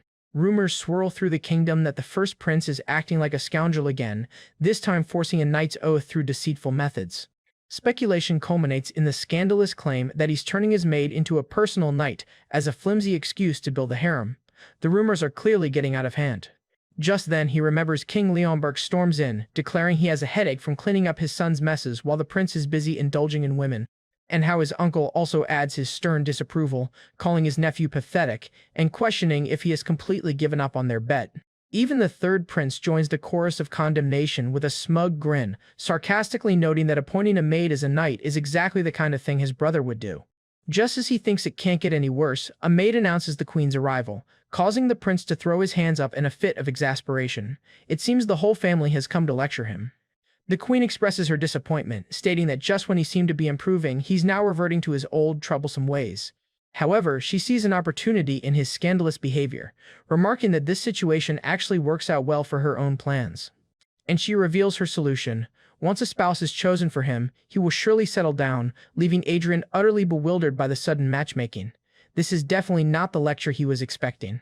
With a fierce and determined expression, she demands her son trust her, vowing that she will find him a suitable spouse this time. The prince is left speechless by his family's meddling, sighing that he doesn't even know what to think anymore. Cutting through the family drama, Adelia meekly asks the prince if it's true that she will also gain mana. To this, he calmly confirms her question, adding that she is about to receive a very special kind of mana. With intense focus, he begins to channel his own unique mana, preparing to awaken Adelia's S-rank potential. He muses that while the world may have forgotten the legendary sword Marquis, he has not forgotten a single thing about her power. Then he recalls the essence of Agnes Bayern's strength, the faint footsteps she left behind, and the sword that danced at her command. And he visualizes the golden, ethereal form of the sword Marquis enveloping Adelia, ready to pass on her legacy. As the vision of Agnes Bayern overlays Adelia, her latent power begins to resonate and awaken. The prince focuses his will, targeting the magnificent beating of Adelia's heart to serve as the core for her new power. A system notification pops up, confirming that Adelia Bayern has sensed mana for the very first time. Visibly drained but successful, he receives another notification confirming he has successfully imprinted his mana onto her. With her eyes glowing a brilliant gold, a final message announces that a mana heart has been successfully created within Adelia. Surrounded by a golden aura, a shocked Adelia clutches her chest, whispering in awe about the new power flowing through her. But the immense strain of the process proves too much, causing him to suddenly collapse as panicked, she cries out. It seems creating a mana heart from scratch is no simple feat. Brushing off her concern, he tells her he's just tired, which prompts her to ask why he would do so much for someone like her. But he dismisses her emotional question, simply telling her it's fine and to leave him to rest. As Adelia hesitates, he turns and asks why she is still staring at him. Overcome with gratitude and devotion, she bows deeply and tearfully pledges to serve him loyally for the rest of her life, a powerful and heartfelt oath. He smiles, accepting her oath and reminding her to never forget that he is her master. However, he internally acknowledges the danger of her slave mentality, admitting he's truly afraid of what might happen if she forgets her place. This reveals a very real danger in his plan. A few days later, Adrian's loyal knight Carl approaches him with an update regarding Bernardo Eli, and reports that Bernardo is being held as a witness to the recent disturbance and will be inaccessible until a trial begins. When the prince expresses concern about having to attend, his knight reassures him that members of the royal family do not stand trial. Visibly relieved, Adrian celebrates the good news, happy to avoid the bureaucratic headache of a trial. While she diligently polishes a vase, he complains that holding a full trial over the incident is blowing things out of proportion. He then turns his attention to a startled Adelia, asking how she has been progressing, and inquires if her mana heart has stabilized, and she confirms that it has. Satisfied with her answer, he rises from his chair and declares that starting today, she will join him for training. Just then, he gives her a confident thumbs up, telling her to change her clothes and meet him at the training grounds.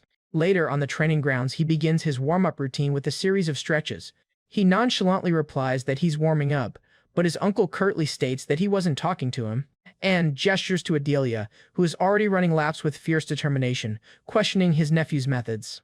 Adrian casually dismisses the concern with a yawn, confirming the rumors that he is, in fact, making her a knight. His uncle is infuriated, yelling at him and asking if the esteemed title of a knight is so trivial to him, and continues to argue, asking why his uncle keeps showing up if he despises his methods so much. Their argument is interrupted as she collapses to the ground, panting heavily after completing 10 grueling laps. Count Balahard turns away in silent judgment while he observes the girl's exhausted but determined state. As a guilt-ridden Adelia apologizes, he simply tells her to forget it and hands her a wooden training sword. With a confident smile, he tells her that for their first lesson, he will teach her the basic stance. Just then, he flawlessly demonstrates a complex, mana-infused sword swing, instructing her to copy his movements exactly. She looks on with wide-eyed concentration as he encourages her to give the difficult technique a try. She awkwardly tries to replicate his posture, nervously asking if her stance is correct. Then, in an instant, a flash of immense talent and focus shines in her eyes, and she unleashes a perfect, powerful slash, perfectly mimicking the advanced technique she saw only once. An unbelievable display of natural talent. Count Balahard is left utterly speechless, shocked by the incredible display of raw talent from the former maid. Adrian is equally stunned and flustered, finding it hard to believe she copied his advanced move so perfectly on her first try. After that, she asks if her stance was correct, only to see that Adrian is frozen. A wave of panic hits him as he realizes that with her S-rank talent, she could surpass him in no time if he isn't careful. While he recalls her dangerous slave mentality's trait, submission, only to the strong, and worries about the abuse she suffered from the original prince. The Count places a hand on Adrian's shoulder, prompting the prince to defensively demand what he's doing. He angrily shoves his uncle's hand away, warning him with a fierce glare not to covet Adelia. Unfazed, the Count smirks, provocatively asking what a mere novice like him could possibly offer a prodigy like her, and continues to taunt the prince, dismissing him as someone who has only held a sword for a few short months. Then, unleashing a wave of intimidating mana, he declares that his nephew is simply not equipped to handle a talent like hers. He knows the old, pathetic prince would have trembled and backed down immediately in this situation. But he is not the old prince. Channeling his true power, he coolly retorts that if he cannot handle her, an immense, swirling vortex of blue and purple mana erupts from his mana heart. With his eyes glowing with ancient power, he finishes his sentence, "Then no one can for him." A chilling declaration backed by an incredible display of power. A flashback reveals his true nature as Gruhorn, a being who has drunk the blood of the giant king and faced the mad dragon. The full might of his identity as the legendary magic sword, Gruhorn, begins to surface. A system notification appears, stating that a portion of his soul is manifesting in response to his powerful will. His eyes shift to a demonic red, glowing with the immense power of his true self. Balahard instinctively recoils, feeling the terrifying and ancient pressure emanating from his nephew. Mine. The single word echoes with the undeniable authority of an ancient being, silencing his uncle and staking his absolute claim over Adelia, a final, undeniable declaration. Engulfed in a menacing red aura, he possessively declares to his uncle, "She is mine," warning him not to even look at her, let alone covet her. Count Balahard stands in stunned silence at the prince's declaration, while a blushing Adelia looks on from behind. But as his possessiveness flares, his consciousness begins to drift away into a strange, watery void. It seems this sudden burst of power comes at a price. Submerged in this mental space, his sense of reality fades, leaving him unable to feel any vitality or life. He floats helplessly in the cold darkness as a chilling sensation washes over him, and he fears that at this rate his weak body will be completely taken over by the spirit of the sword, Gruhorn. So that's the source of the strange phenomenon. Then, horrifying spectral hands reach out from the darkness, threatening to consume him entirely. However, with a surge of willpower, he snaps back to reality, declaring, "That's enough." He mentally pushes back against the encroaching soul of Gruhorn, refusing to be devoured. Regaining his composure, he reasserts control over his body and mind. Having repelled the inner threat, he stands ready to confront the external one. Back on the training grounds, he once again faces his uncle. Just then, his uncle tells him that an ordinary knight can save 10 soldiers, and an outstanding knight can save 100. After all, the Count's grand vision is tied to his role as the commander of the northern frontier. He imagines using Adelia's potential for his great cause of protecting the kingdom. Before he can answer, Adelia steps in, placing a hand on her heart and declaring her unwavering loyalty to Adrian, stating that she cannot follow the Count's words. Balerhard is left speechless by her firm rejection. Adrian smirks, privately noting that Adelia's slave mentality's trait, which binds her to a higher-ranking being, is working perfectly. This reveals a rather manipulative side to his plan. Visibly frustrated, Count Balerhard grits his teeth and agrees. And yet, despite the warning, the Count continued to visit the palace every day, and he would simply stand by and watch as Adelia diligently trained with her sword. She looks at her sword in surprise, realizing it's now resonating with her mana. The Count's eyes widen in disbelief at what he is witnessing. Delighted by her progress, he applauds and congratulates her on a job well done. As she blushes at the praise, he mutters that at this rate he might actually be overtaken. To this, he nonchalantly confirms that he did, which only enrages his uncle further. His uncle explodes, shouting at him for teaching such a cheap trick to someone with so much potential. At that, his expression turns cold, and his eyes glow with power. But his uncle refuses to back down, yelling that Adrian has ruined Adelia's potential for a much better path. Then he calmly orders his guard, Karl, to escort the Count out. When she asks why the Count would say such a thing, he explains it's simply because he doesn't know any better, and states that the people of this era have completely forgotten what a real mana heart is like. In other words, he believes his uncle's knowledge is simply outdated. He muses that if they hadn't forgotten its true power, they never would have discarded it like an old pair of shoes. Ignoring his departing uncle, he tells her she will soon find out for herself. Suddenly, Adrian's training sword slams into the ground, crackling with energy. When the Count reappeared, he remarked that his uncle had acted as though he would never return, but his uncle challenged him to prove it. Adrian smirks, recalling that the bet involved granting a wish. His uncle confirms that if he wins, he will grant any wish, even passing down the family's secret technique. Adrian smiles slyly, saying that's not what he wants, but agrees to the duel nonetheless. With a cry of, "Let's fight," he launches himself at his uncle. He easily parries the attack, commenting that the prince is as venomous with a sword as ever. Adrian presses his attack with a swift, sweeping blow. Despite its ferocity, however, the attack is easily dodged. After that, the Count effortlessly deflects a flurry of strikes. Undeterred, Adrian lurches forward with a powerful thrust. Adrian strains against his uncle's superior strength, a look of frustration on his face. And the force of the impact sends him sliding back, kicking up dust and dirt.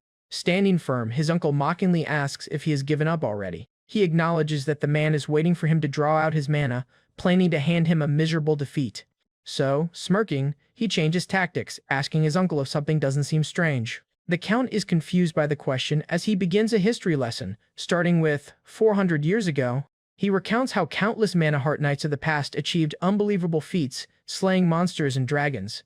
Then he contrasts this with the modern era's singular focus on mana chains.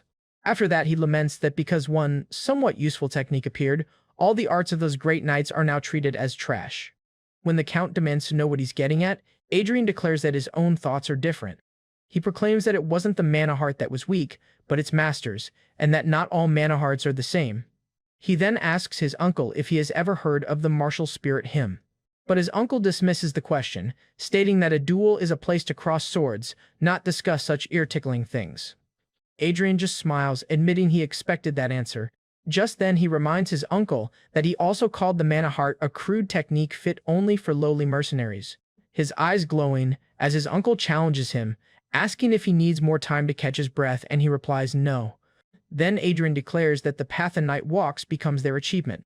Channeling his power, he states that his 100 victories are his pride and his power. The Count is shocked as a system window appears, stating that Adrian is singing of his 100 victories. And just like that, the duel takes an unexpected turn. The power surges as the system announces the achievement is being engraved in his heart, and the engraved achievement becomes a martial spirit hymn. A system notification announces that the common rank martial spirit hymn, Hymn of Sparring, has been created. A confident grin spreads across his face as the effect of the Hymn of Sparring activates. Wreathed in brilliant blue energy, he holds his glowing sword aloft, ready to demonstrate his true power. And he declares that this is the true power of the Mana Heart, the martial spirit hymn. A perfect, undeniable demonstration to prove his point. The duel begins as Adrian activates his Hymn of Sparring, a special technique designed for this fight. Across from him, Count Balerhard scoffs at the power-up, confident in his own superiority. He clearly doesn't see his nephew as a threat, and declares that as long as his nephew relies on a mana heart, he can never defeat the power of a mana chain. Undeterred, Adrian channels his blue aura and lunges forward to meet the challenge. Their swords clash in a brilliant display of force, a direct confrontation between the mana heart and the mana chain. A brutal test of strength from the very start. Gritting his teeth, he endures the intense pain, a testament to his sheer willpower. Still, the Count compliments his surprising endurance while parrying another powerful blow. But with a confident smile, Adrian prepares to turn the tables. He recalls the grueling training he endured, sparring over 100 times and withstanding 1,000 waves of ring mana just to forge this hymn. Then he remembers the countless clashes and waves of energy he withstood, all to create a power specifically to combat the Knights of the Ring. This entire technique was built for this very moment. Now, Adrian brings his full power to bear, channeling the hymn through his sword. He then declares that this is the true power of his hymn of sparring. The blue, mana-infused blade stands ready for battle. Count Balarhard now sees the duel as a worthy challenge, realizing his nephew is far stronger than he anticipated. Just then, Adrian lunges forward and their swords collide with a deafening crash, sending sparks flying. The Count meets the attack head-on, their blades locked in a brutal power struggle. But just then, Adrian unleashes a flurry of relentless attacks, pushing his uncle onto the defensive. A determined grimace crosses his face as he presses the advantage. And using his power, he forces Adrian back. Adrian gracefully repositions himself after parrying a blow. Scuffed but resolute, he stands his ground, ready for the next exchange. His uncle asks in disbelief how this is possible, but he simply reminds him of his own words, and schools his arrogant uncle, stating that not all mana hearts are created equal. It's a direct challenge to his uncle's entire belief system. He stomps forward, preparing to unleash more of his power. The two warriors clash once more, their auras exploding with energy. And the force of the Count's counterattack sends a shockwave rippling through the ground like an explosion. An incredible display of destructive power. Announcing that he'll stop playing around, the Count declares his nephew's endurance commendable enough. He leans on his sword as he begins to tell a tale from 400 years ago. He recalls that the knights of old made one grave mistake. Their mistake was leaving no enemies for their descendants. Then he remembers a time when sword techniques and the true method of refining the heart were passed down correctly. The ancient and shining martial spirit hymns were powerful, but time gnawed away at these great achievements. And over the centuries, these legendary techniques were eventually forgotten. Tales of dragons and giant kings, once stark reality, were lost to history. And so, these epic battles became nothing more than absurd, unbelievable legends while new martial spirit hymns were created to replace the old ones. However, they were vastly inferior, capable of defeating 100 human soldiers at best, but not mythical beasts. These weaker hymns, failing to reach the grade of myth or hero, could never withstand the test of time. Just then, he dismisses the modern mana chain as a paltry technique, utterly incapable of reaching true transcendence. His uncle, completely baffled, asks if he's been drinking, unable to comprehend his words. Adrian then addresses his uncle, Vale Balarhard, by his full name. The formalities are officially over. He calls him an arrogant and foolish knight, preparing to show him the greatness that has been lost to time. Suddenly, a sinister red aura begins to manifest, taking the shape of a draconic eye. The terrifying power envelops him as he declares that if his uncle does not know, he will teach him. This draconic energy coalesces around his arm and sword as he prepares his ultimate technique. He vows to show his uncle the forgotten power that can cut what no treasured sword can and split a dragon's scales. And he completes the verse, speaking of drinking a dragon's hot blood. With a surge of crimson energy, he begins to sing the hymn of true dragon slaying. His body strains and bleeds under the immense pressure of the ancient power. Due to his body's limitations, vast portions of the hymn are automatically omitted. He is only able to sing a tiny fragment, a quarter of a single verse. Yet even with a fraction of its power, he unleashes the legendary technique, splitting the dragon's scales, and he leaps forward for attack. As he unleashes the attack, a wave of dark crimson energy clashing with his uncle's cyan aura. The Count's sword instantly shatters upon contact with the immense force. Just like that, his treasured weapon is gone, and he realizes with terror that if he doesn't defend with everything he has, he'll be devoured by the attack. In a desperate move, he unleashes the full power of all 4 of his mana rings. The two powers collide in a massive, blinding explosion. As the dust begins to settle, it reveals the aftermath of the devastating clash. Adrian lies on the ground, bruised and exhausted. Then he calls out to his uncle, reminding him that he had promised to only use 1 ring. Across the field, Count Balarhard stands amidst his 4 glowing rings, having used all his power to defend himself. To this, Adrian points out that even with all 4 rings, his uncle still couldn't prevent his sword from being shattered, a truly humiliating defeat for the Count. After that, he struggles to push himself up from the rubble-strewn ground. When he rises to his feet, his uncle recalls the so-called truth, that mana from the heart is inferior to the ring, a truth that was undeniable. Catching his breath, a battered Adrian addresses Count Vale Balorhard. Looking into his uncle's shocked eyes, he declares with finality, "You lost." In a flashback to his duel, Adrian recalls the overwhelming and chaotic power he unleashed. His devastating technique, splitting the dragon scales, violently shattered his uncle's sword upon impact, a brutal display of power. The broken blade serves as a stark reminder of the Count's crushing defeat. Waking with a jolt, he is still haunted by the intensity of the duel and the strain on his body. He clutches his bedsheets, enduring the severe backlash from overusing his martial spirit hymn. He writhes in agony, paying the price for tapping into such immense power. A terrible price to pay. Despite his suffering, he curses the powerful hymn, acknowledging it as a double-edged sword. He reflects that the pain is simply the price for forcefully drawing out the myth-level power of the hymn of true dragon slaying. Since the hymn is based on a legendary myth, its power was enough to overwhelm even a quad-chain knight. To recover, he focuses his energy on strengthening the first martial spirit hymn he wove himself. Visualizing his past triumphs, he reinforces his spirit, recalling how he endured 1,000 waves across 100 duels. Resolved to face even greater challenges, he successfully raises the grade of his hymn of sparring. Finding him awake, Adelia rushes to his side with tears of relief in her eyes, a touching sight.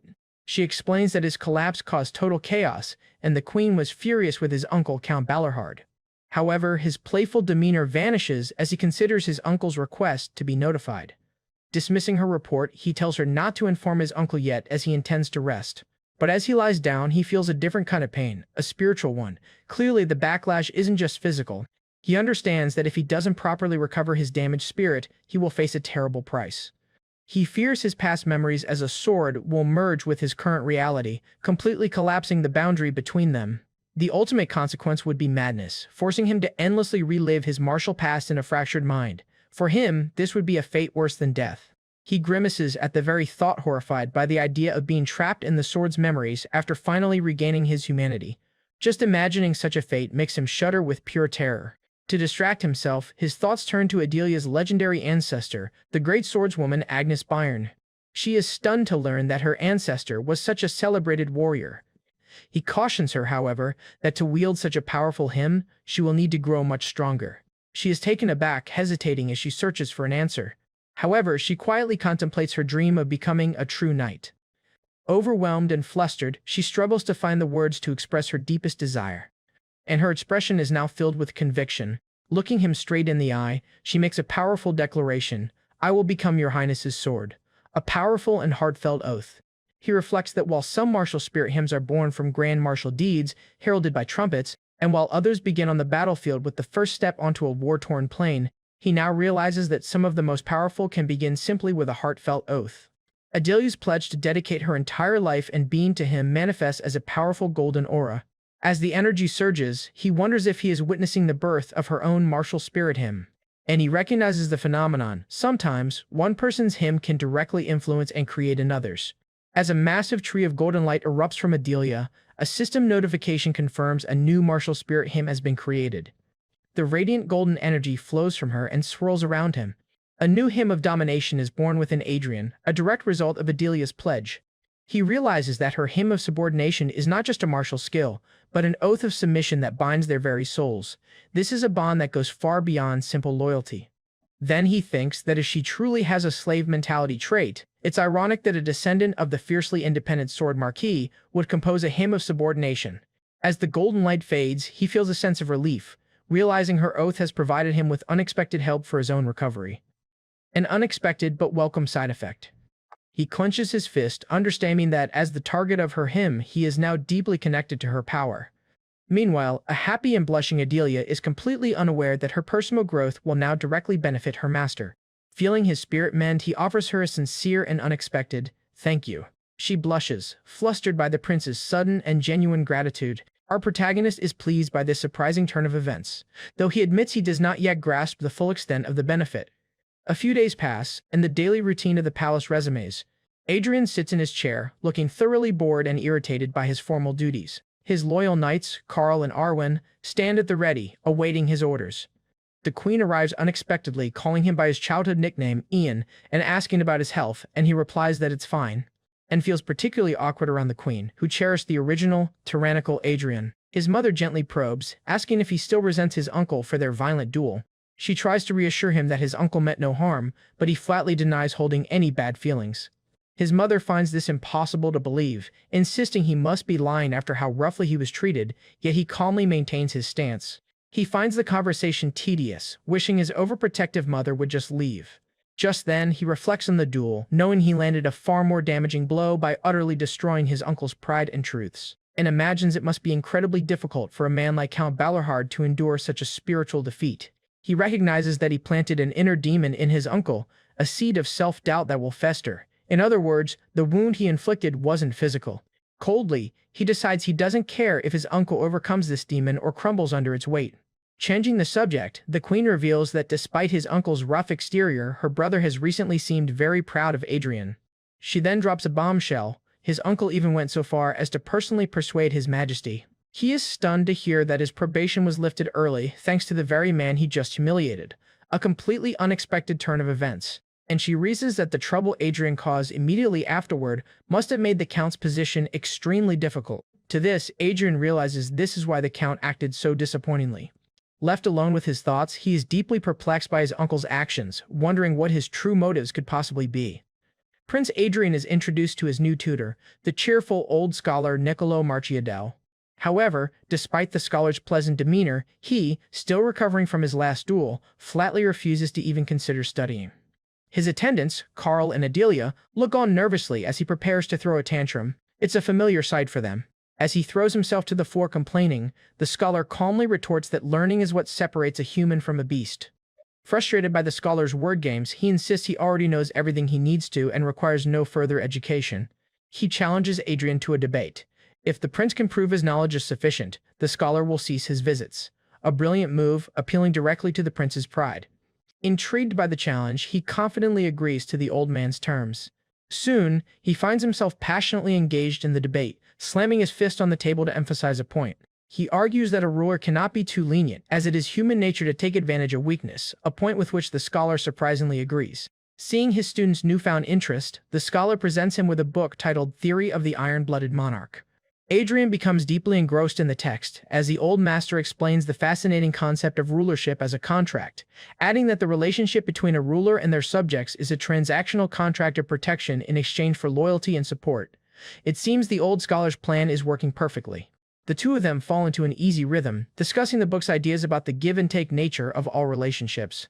Their surprisingly productive discussion lasts the entire day, ending only as the sun begins to set. With the day's lesson concluded, the old scholar prepares to take his leave. To his own surprise, Adrian enthusiastically waves goodbye, telling the scholar he'll be waiting for their next session. But a moment later, the prince is struck by a sudden realization. He was just tricked into taking a normal lesson.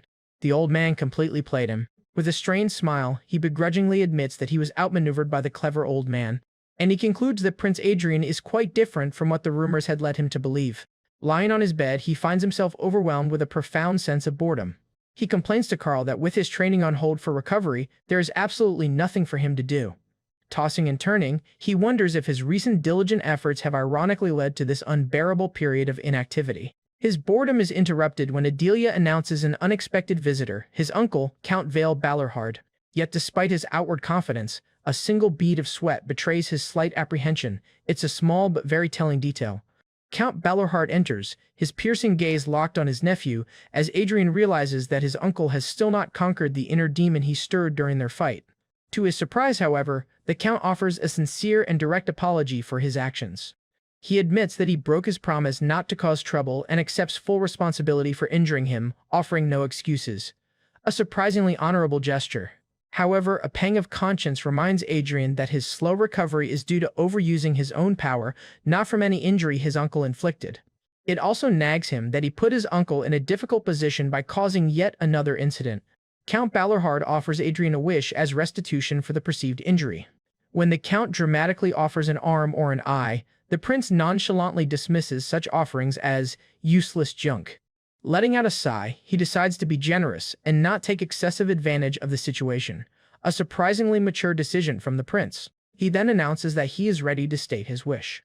His request is simple. He wants his uncle to let him go on an outing. The Count is confused, pointing out that since Adrian's probation has ended, he is already free to go wherever he wishes. To this, Adrian clarifies that he desires a long-term trip, somewhere far away from the capital. His uncle falls silent, seriously considering the unexpected and surprisingly modest request. With the terms agreed upon, the Count promises to contact him once the schedule is set and takes his leave. After his uncle departs, his knight Karl stands by with a look of utter confusion. The prince notices his knight's perplexed expression and asks why he's staring. Karl confesses that he's surprised, as he fully expected the prince to make a much more unreasonable demand of the Count. Karl bursts out laughing at the prince's unexpected display of pity, earning a flustered rebuke from Adrian for getting too comfortable. It's a rare moment of levity between them. She happily announces that the letter he has been waiting for has finally arrived. He recognizes the distinct red wax seal on the envelope as he takes it from her.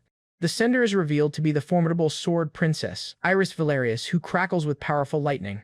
Her letter concludes by saying she'll be able to visit him soon and hopes he remains in good health. He smiles, pleased that the news of her impending visit has arrived at the perfect time. A week later, after his uncle finalizes the arrangements, the day of departure for Adrian's long-awaited trip finally arrives, and a grand procession of knights and carriages departs from the royal castle, heading out into the countryside. Unable to contain his excitement, the prince pops his head out of his carriage and asks his uncle about their destination. He tiredly tells the prince to get back inside the carriage while he explains their travel plans. The territory is renowned for its rich iron mines and a guild of artisan smiths who forge the kingdom's best arms. As the Count explains that over half of the royal family's weapons come from Ellen, Adrian declares that it's the perfect destination. He muses that, with his skills improving, it's finally time for him to find a sword of his own. Originally, he had planned to simply acquire a sword from the royal armory, but Karl sheepishly reminds him of the king's strict decree forbidding Adrian from being issued any weapons due to his past chaotic behavior. He is momentarily stunned, having completely forgotten the severity of the punishment from his previous life as the tyrannical prince. It seems the consequences of his past are finally catching up to him. With a new purpose for his journey, his expression becomes one of quiet determination. Observing his uncle, he realizes that he is surprisingly thoughtful, despite how he looks. As the procession continues on its 20-day journey, the knights grumble about the distracting prince, unaware of his true intentions. A clear misunderstanding of the situation. Prince Adrian's journey outside the capital begins with a planned 3-day trip to Ellen County, followed by a 2-day visit to Iron Lion Castle. The royal convoy makes its way through the countryside, heading for their first stop where they will rest before continuing on.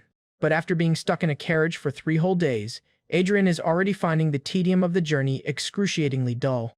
And he notes with silent frustration that his traveling companion Adelia is no fun at all, providing only simple yes or no answers. It's clear the long ride is getting to him. Seizing the opportunity, he resolves to use the quiet time to meditate and inspect the state of his mana heart. He recalls how using the powerful hymn of true dragon slaying in his last duel left his mana heart completely drained, a risky technique that clearly came at a great cost. Focusing his mind, he begins the process of refilling his empty mana core, a necessary step to regain his strength. Drawing on the subtle energies around him, he feels the vibrations of the carriage and the cool breeze passing by.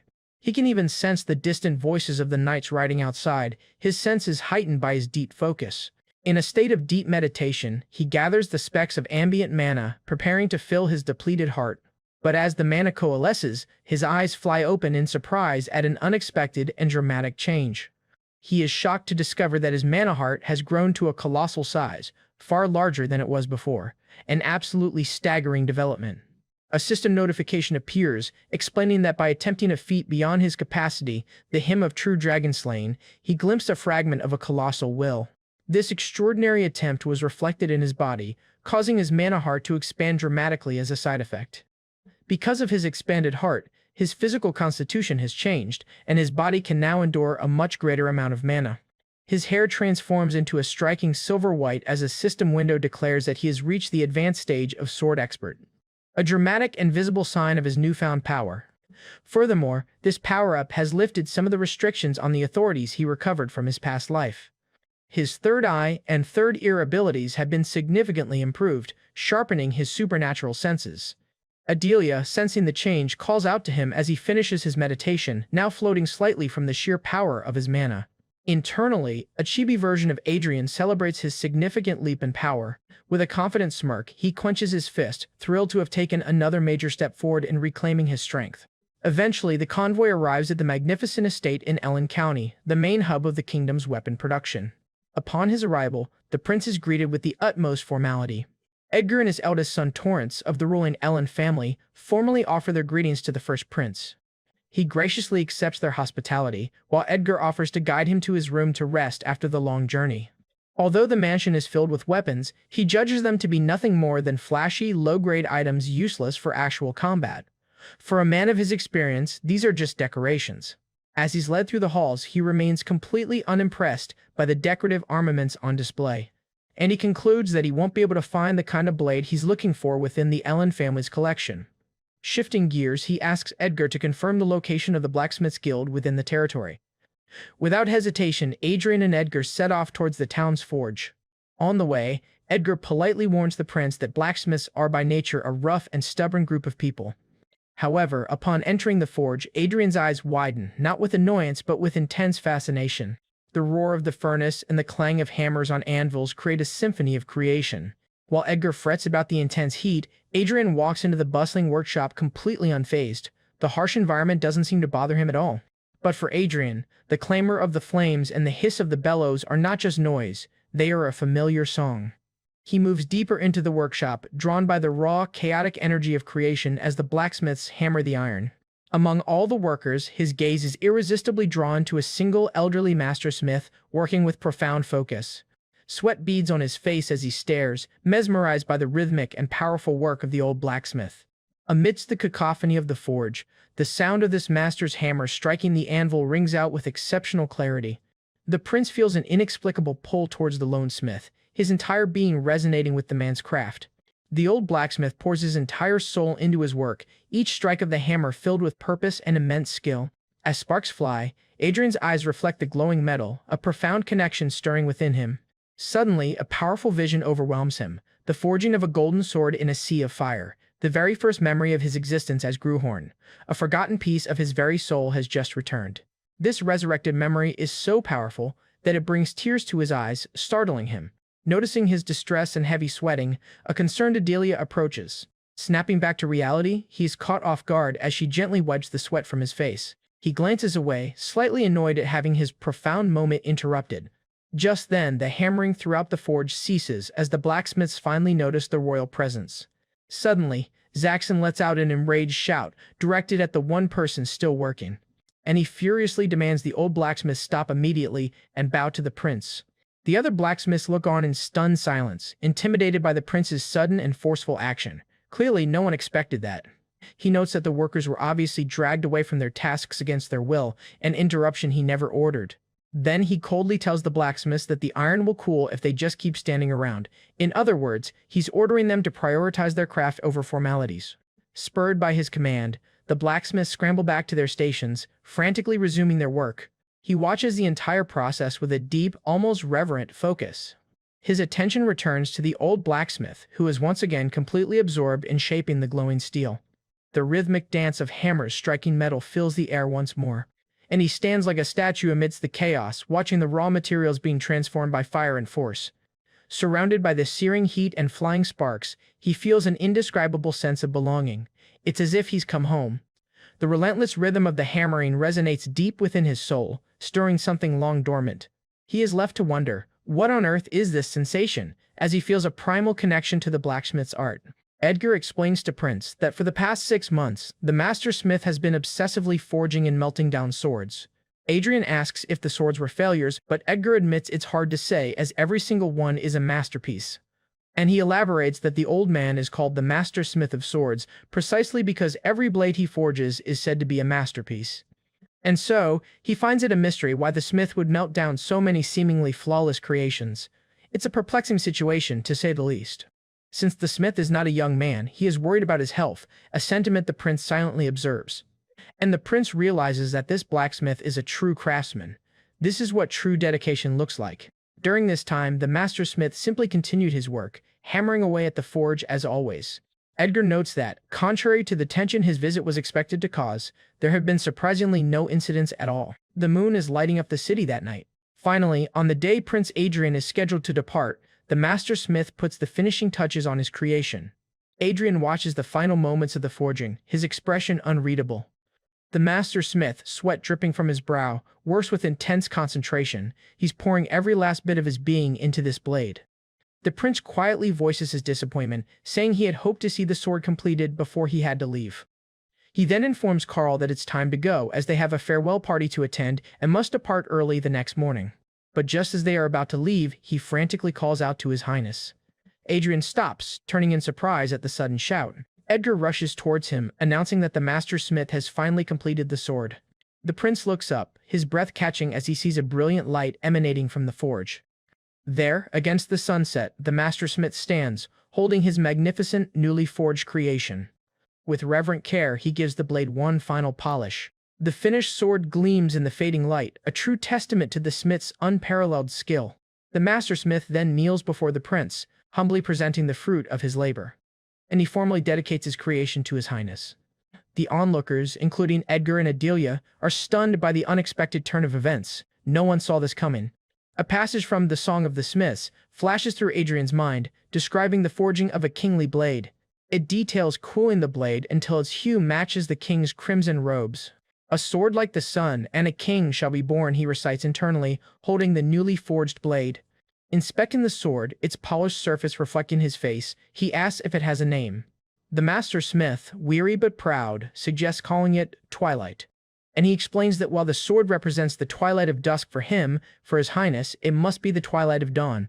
In other words, it signifies an end for the smith, but a new beginning for the prince. The prince grins, remarking that the smith is surprisingly eloquent for a blacksmith. The old man smiles weakly, relieved by the praise. Suddenly, the smith collapses. Adrian rushes to catch him, recognizing that the old man is fading fast. The months of relentless effort have finally taken their toll. Holding the frail man, Adrian tells his retinue to inform his uncle that he will be spending the night. That night, royal guards stand watch outside the tent where the prince is staying. Inside, he sits by the bedside of the ailing master smith. Just then, the smith reveals that the moment the prince stood behind him, the sword took shape as if by destiny. And he explains that the sword itself chose the day it would be born. To this, Adrian asks, "Is that truly what you believe?" Leaning in close, he whispers the truth to the astonished smith. The old man's eyes fly open in shock and disbelief at the revelation. Realizing who the prince truly is, the smith gasps, "My God, then you are." Adrian confirms it, adding how could he not understand the heart of a fellow sword? So the prince isn't human, but a sentient sword himself. The old smith exhales, a wave of understanding washing over him. With a peaceful smile, he closes his eyes. Finally at peace, he says now he sees and understands. Then, with his last bit of strength, he asks the prince to hand him the sword for a moment. Adrian obliges, placing the hilt of it into the old man's hand. The smith grips it, his life's final effort channeled into this one last request. Then he weakly prays that this sword become as great as he is, and he finishes, looking up at the prince. Adrian's expression is somber as he listens to the man's dying wish. Taking the sword, he firmly promises, "It certainly will." With that promise made, he watches over the old man and continues his vigil by the bedside. So, the master smith passes away peacefully in his sleep, his final wish granted. A fitting end for a true master. And the prince reaffirms his promise that he will surely make the sword great. The next day, Edgar presents the prince with a flashy, ornate sword in a red-lined box, and explains that while the master smith's final creation is priceless, it might be inconvenient for his highness to use. And so, he offers a magic sword instead, hoping to trade it for the master smith's true masterpiece, Twilight. Adrian inspects the offered blade and declares it a good middle-grade sword, accepting it with a knowing smirk. Seeing right through the ruse, he remarks on the generosity of being offered a magic sword in addition to the one the smith already gave him. Caught in his own scheme, Edgar sweats nervously as Adrian reminds him of his family's loyalty to the crown. He played right into the prince's hands. As they prepare to depart, Adrian's uncle orders the cavalry to ride ahead at maximum speed to make up for lost time. The knights acknowledge the order as Adrian prepares to mount his horse. He approaches his uncle and casually remarks, "He looks busy." His uncle explains that he was on a separate assignment from the king, which is why Adrian hadn't seen him in the county. His uncle tells him to get ready, as they'll be riding fast to reach Iron Lion Castle by nightfall. To which Adrian bluntly confesses that he doesn't know how to ride a horse. His uncle is left utterly speechless by the first prince's shocking admission. As the cavalry prepares to ride off, he justifies his lack of skill to himself. He was a sword. How could he has ever ridden a horse, which, when you think about it, makes perfect sense. As a former sword, his equestrian skills are non-existent, much to the alarm of his guard, Karl. The simple trip becomes a series of comical twists and turns as he struggles to control his steed. Though the chaotic journey took a full day instead of the planned half, he and his retinue finally arrive at the formidable gates of Iron Lion Castle. Then he takes in the sight of his destination, the famed Iron Lion Castle, home to the kingdom's most elite knights. To greet him, the Iron Lion Knights march out in perfect formation. Just then, Sir York of the Walloden family formally welcomes Prince Adrian, leading the knights in a salute to the noble blood of Leonberg. The prince wryly observes that their spirit is overflowing more than necessary, sensing the thinly veiled hostility behind their formal greeting. In other words, he knows they don't respect him. And the reason for their animosity is simple: they've all heard the unsavory rumors about his past behavior. Among them is a knight named Arwen Kurgai. Deciding to stir things up and test their mettle, he calls out to her amidst the tense atmosphere. Arwen formally greets His Highness, ever the proper knight. Kneeling before him, she declares she has been counting the days until his arrival, a display of loyalty that stuns the other knights, a bold move in front of her hostile comrades. Her fellow knights react with immediate jealousy and anger at her public declaration of fealty. Their hostility inadvertently triggers the protective instincts of Adelia Byrne, whose eyes begin to glow with a menacing aura. Noticing her reaction, Adrian quickly intervenes, reminding her that any hostility directed at him would provoke her. With Adelia calmed, he turns his attention back to the simmering knights with a sly grin. He then calls Arwen to follow him, a command that further enrages the watching knights. With a taunting smile, he suggests that her companion should come along as well, inviting them all to a spar. He's deliberately provoking them. Now changed into training attire and holding a wooden sword, he stands ready to face the elite knights. Then he formally issues his challenge, asking who among them will demonstrate the legendary swordsmanship of the Iron Lions. Seeing their reluctance, he offers them an out, suggesting he understands if his royal position makes them hesitant to fight. Just then, he stakes the Leonberg name on it, promising no repercussions for the spar and goading them by asking if there's still no one willing to step up. Finally, he insults their honor directly, calling the renowned Iron Lions faint-hearted and their title a mere bluff, a direct challenge to their pride. Provoked beyond measure, a young apprentice knight named Dale of the Donant family steps forward to accept the challenge. With his honor on the line, he boldly declares he will stand before His Highness. Adrian simply smirks, telling him there's no need for permission since he was the one who asked for a fight in the first place. Dale charges ahead, shouting a warning to the prince to stay alert. But Adrian calmly watches the incoming attack, completely unfazed. In a sudden burst of blue energy, their swords collide with a dazzling spark. The knight is shocked as Adrian's single blow shatters his defense, sending him reeling. He is hurled through the air, crashing to the ground, utterly defeated by the prince's overwhelming power. A brutal and swift defeat. The other apprentices look on in stunned silence at their comrade's swift defeat. One by one, the apprentices fall, with Hallie and Judith shouting the order's creed before being unceremoniously knocked out. And just like that, the beatdown begins. Adrian dispatches them all effortlessly, his face the picture of boredom. The sheer force of his attacks hurls debris in every direction. Soon, the training grounds are littered with the defeated bodies of the Iron Lion apprentices. Looking over the carnage, he sighs, "Good grief," clearly unimpressed by their skill level. His attention is momentarily drawn to Arwen, who seems startled by his sudden call. Just then, he informs her that when he returns to the capital, she will be coming with him, asserting his authority. To which she simply smiles, accepting his command without a word. Then she bows respectfully, pledging her service as he wills. As an official knight finally steps forward, Adrian thinks to himself how easy it was to deal with the apprentices.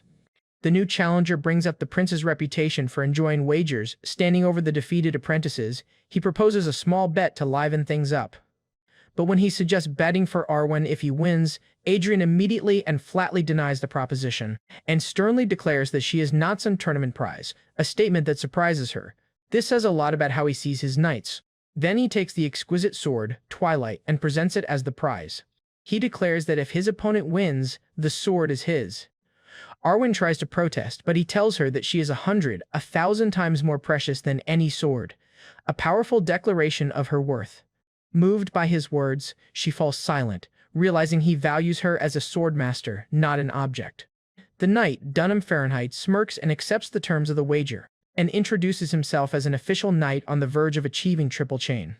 Adrian cheekily points out that on the verge still means he's only a double chain knight, irking his opponent. However, Dunham proudly unveils his own weapon, the 17th sword, crafted by the legendary master smith of swords. He declares that if His Highness wins, it will belong to him. Adrian smiles, remarking what a coincidence it is. Prince then draws the sword given to him by the old blacksmith, and he proudly adds that he happens to own a sword from that very same master smith. After that, he presents his blade, the simple yet masterfully crafted Twilight. The prince reveals his sword is the master smith's 100th work, a claim Dunham has never heard before. To this, Adrian adds that he does not expect it to matter. It's the master smith's final work, completed just a few days ago, he reveals, shocking Dunham with the news. Dunham accepts the duel, acknowledging the effort Adrian has put in, even if he considers the prince's path of the sword to be misguided. However, Adrian scoffs at the misguided path comment, a small smile playing on his lips as he prepares for battle. With his eyes blazing with blue mana, he declares that respect from his own people is all that matters. After that, he turns to his newest knight, telling Adelia to watch closely. Then he unleashes a massive wave of blue spiritual energy, shaping it into the form of a majestic, armored warrior, a stunning display of raw power. As his blue aura rages, a brilliant golden flame erupts from her in response. Clutching her chest where her own mana heart now burns, she swears that she will follow his path and do as he commands. The scene opens with Count Balarhard and Commander Waladin having a discussion over tea. However, he thoughtfully considers the delicate political situation surrounding the princes. Suddenly, he angrily points a finger, declaring that the Count bears a large share of the blame for the prince's predicament, and argues that if Balarhard, as commander of the Third Legion, had offered even a shred of support, Prince Adrian wouldn't have become so isolated. Count Balarhard somberly admits that he's right, confessing that he did indeed cast his own nephew aside, a surprisingly candid admission. Just then he recalls the prince he once knew as a drunken tyrant, a far cry from a competent ruler. His mind flashes back to a time he scolded his nephew for being intoxicated by a wicked potion. In the memory, a younger Adrian appears belligerent and enraged. The flashback continues, showing the prince shamelessly charging at his own uncle with a sword. He reflects on his nephew's image in his eye, deeming him a hopeless scoundrel, and he remembers the profound disappointment he felt after that incident. He recalls the moment he pulled the cork in his hand, his anger boiling over. In that moment, he recalls, he burned away what little familial affection he had left for the boy. This explains the deep rift between them. However, he explains that the scoundrel he once knew has changed, and is now enduring grueling training and growing stronger by the day. A confused Commander Waladin reminds the Count that he himself once said, the first prince must never become king. The image of Adrian training is reflected in the Count's teacup. Count Balarhard clenches his fist, insisting that the boy Adrian is now a completely different person. Just then, he passionately implores the commander to give Adrian a chance to let him stand at the same starting line as the other princes. Then, in a stunning display of humility, he bows deeply, begging for his support. A truly shocking gesture from a man of his stature. Commander Waladin is left utterly bewildered, admitting he simply doesn't understand this sudden change of heart. And he's no longer sure whether it is he or the prince who has truly changed. He brings urgent news regarding the first prince's duel. He even adds, certain that Dunham wouldn't beat a prince senseless even in a duel with live blades. But Count Balarhard cryptically tells him that it's not the prince he should be worried about, but rather his own knight. A strange and ominous warning. Confused, he remarks on the Count's pale face and strange behavior, dismissing his words as nonsense. Suddenly, a body is hurled across the training grounds, sending shock through them both. The commander is stunned to see their champion, Dunham, lying defeated on the ground. The Iron Lion Knights erupt in disbelief as they realize Prince Adrian has won yet again. As a stunned Waladin asks what is happening, the Count calmly reminds him, didn't he tell him? Meanwhile, Adrian wipes a bit of blood from his lip, clearly exhausted but victorious. Crackling with blue energy, he exudes raw power. The Count remarks that he wasn't the one to worry about, and the prince immediately calls for his next opponent. He's not just winning, he's ready for more. He reflects on his uncle's words that a knight's journey truly begins at 2 rings, recalling Dunham's impressive power. His body struggles with the physical toll, panting as he gathers his mana. The sheer speed and power of the 2-ring knights were no exaggeration. Deciding on a different approach, he activates his hyper-focus trait to face another opponent. He concentrates his mana, entering a state of absolute calm and focus. Entering a flow state, he feels his body begin to move almost on its own. A flame ignites in his eye as he taps into that same profound sensation he felt once before. And with it, he meets the knight's powerful, electrified strike with a clash of swords. His overwhelming power erupts into a surge of blue energy. With lightning speed, he dispatches his opponent, hurling him through the air and slamming him onto the ground. An overwhelming display of power.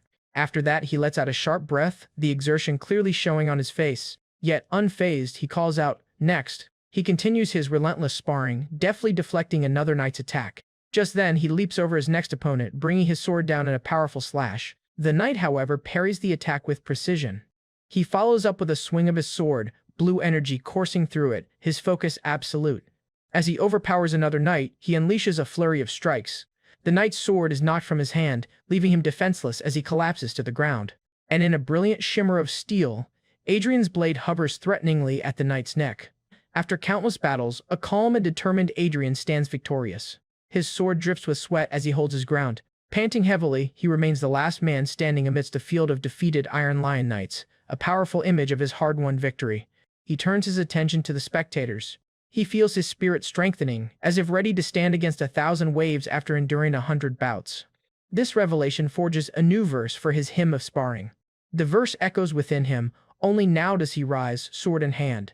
A powerful surge of blue aura erupts from him as the skill evolves. His hymn of sparring has now become the hymn of dueling. A tired but satisfied smile appears on his face as he whispers, "He succeeded."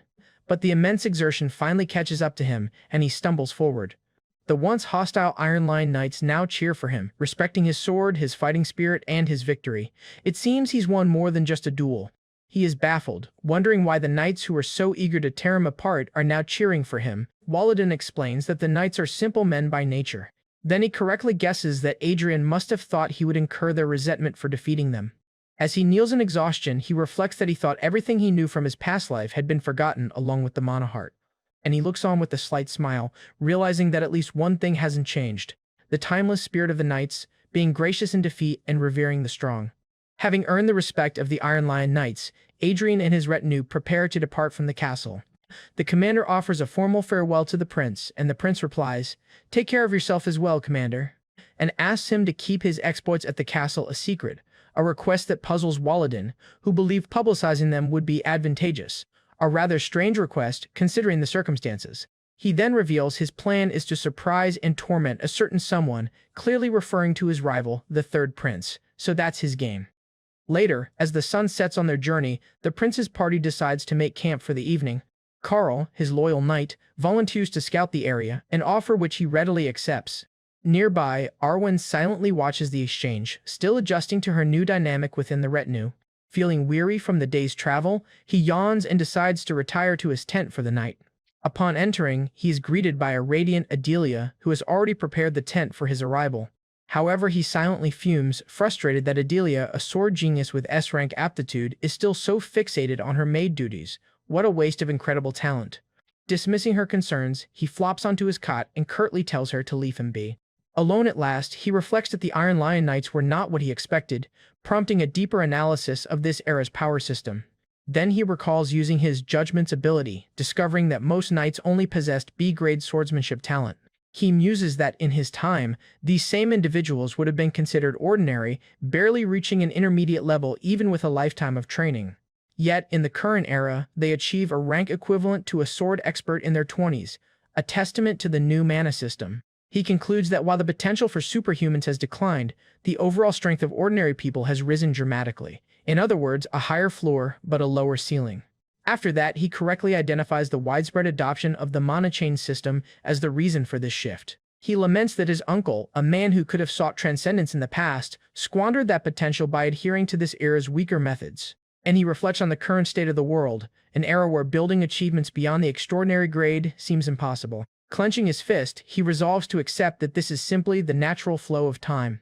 Admitting his ignorance of this modern world, he decides he must start learning anew from the very beginning.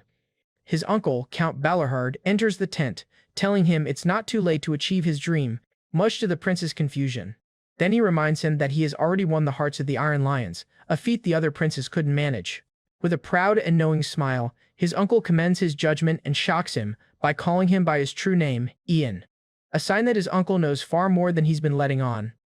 Utterly stunned by the use of his secret name and his uncle's sudden change of heart, he can only stare in disbelief.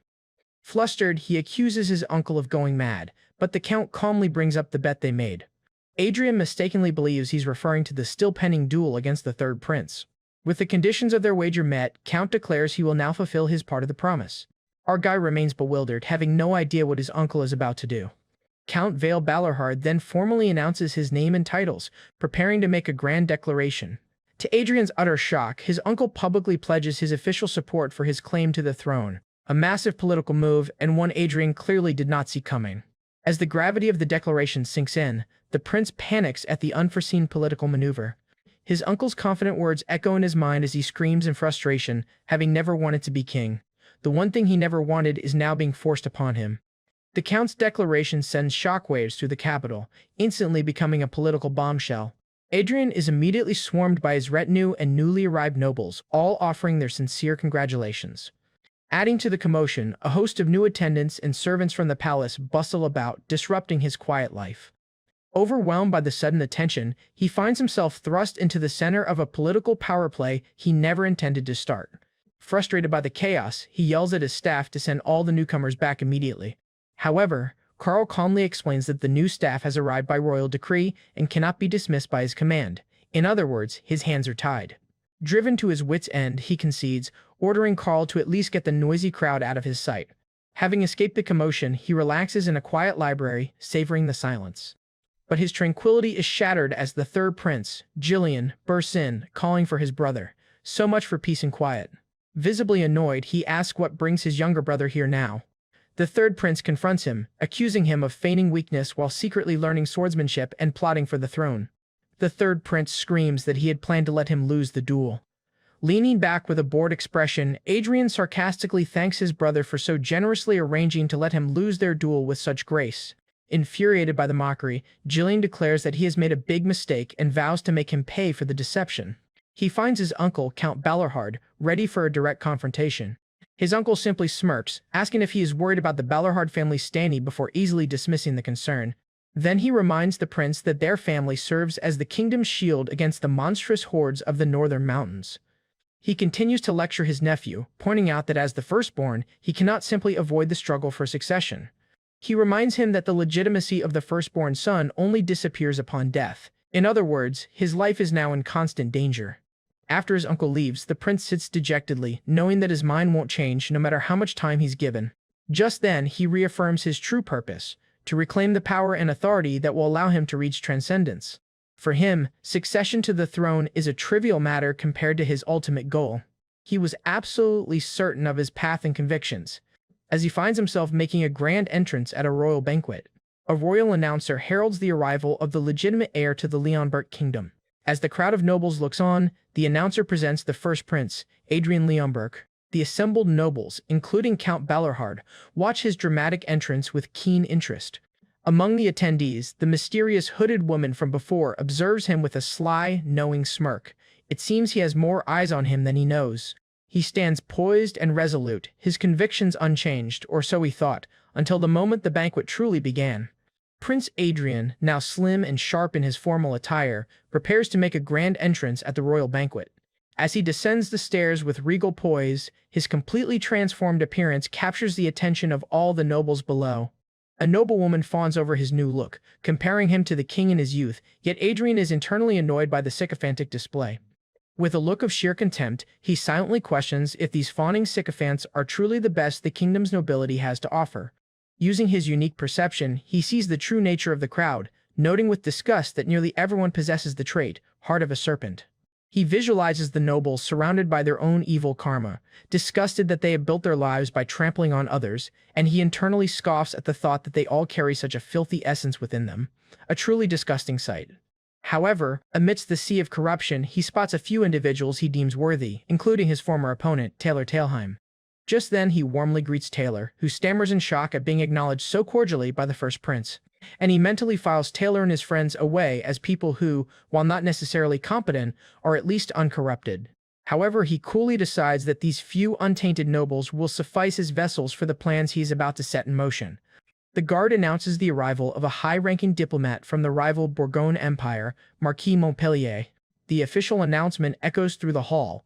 Ambassador Couillon de Bourgogne-Montpellier is entering, but his eyes widen in disbelief as he hears the familiar name, a name tied to a painful history. Clearly, this name means something terrible to him. The imposing figure of the ambassador enters the hall as all the Leonberg nobles bow their heads in deference. An ancient, deep-seated fury ignites in Adrian's eyes, triggered by the man's presence. It drags him into the brutal war with the Burgonde that took place 400 years ago, and he recognizes the name as belonging to the nemesis that he and his comrade, the first king, fought against for centuries. This explains his visceral reaction. As the resurrected memories of the scars left on his country fuel his rage, he can't fathom how this descendant dares show his face. Consumed by his inner turmoil, he accidentally collides with a noble, causing them to stumble and sending wine splattering everywhere. However, he stands silently, his uniform stained. The noble, introducing himself as Marquis Bielefeld, frantically apologizes, claiming he was just in a hurry to greet him. Marquis Bielefeld continues to bow and apologize for his perceived clumsiness. Adrian gives the Marquis a cold, hard stare, his simmering anger slowly beginning to cool. Ambassador Montpellier looks on from a distance, confused and unimpressed by the commotion. As Karl escorts him away, he quietly asks for the identity of the Marquis. Wiping his face, Adrian notes that perhaps not all nobles are rotten, thankful that the incident helped cool his head, a small moment of clarity amid his rage. Later, alone in a private chamber, he is still visibly shaken by the encounter. His uncle, Count Balohard, enters the room, stating that he heard there was an incident. The Count gives his nephew a stern and knowing look, and he reveals that Marquis Bielefeld had warned him that Adrian looked poised to cause trouble. Looking at him, Count realizes that the Marquis's assessment wasn't entirely wrong. When asked what he intended to do, the prince insists he wasn't being reckless, just confused. After that, he explains his anger, questioning why the wicked House of Burgonde is flaunted in their kingdom and shown more respect than their own royalty. He describes the political atmosphere not as peace, but as a tense and one-sided relationship favoring the empire. Furious and confused, he demands to know how his country ended up in such a pathetic state, a question born from centuries of frustration. His uncle sighs, explaining that the history of their decline is not a particularly special one. Count Balohard recounts how Leonberg once had outstanding knights who fiercely repelled the empire's invasions. However, as time passed, the empire grew exponentially, widening the gap in power between the two nations. Ultimately, the kingdom's defenses were shattered, and Leonberg was forced to kneel before the might of the empire. Adrian's expression turns to one of dawning horror as he begins to understand the core reason for their weakness. This power was built upon generations of accumulated achievements, from ordinary tales to heroic legends, and even mythical martial hymns. With a newfound clarity, he turns to his uncle and declares that he has changed his mind about his future. A bewildered Count Balohard asks what he means by that. Filled with purpose, he looks his uncle in the eye and proclaims, being a king, he is going to give it a try. A truly momentous decision. The Count is stunned into silence, a bead of sweat forming as he processes the weight of his nephew's sudden ambition. However, Adrian acknowledges that while he may regret this path, it's something he feels he must do to save the kingdom.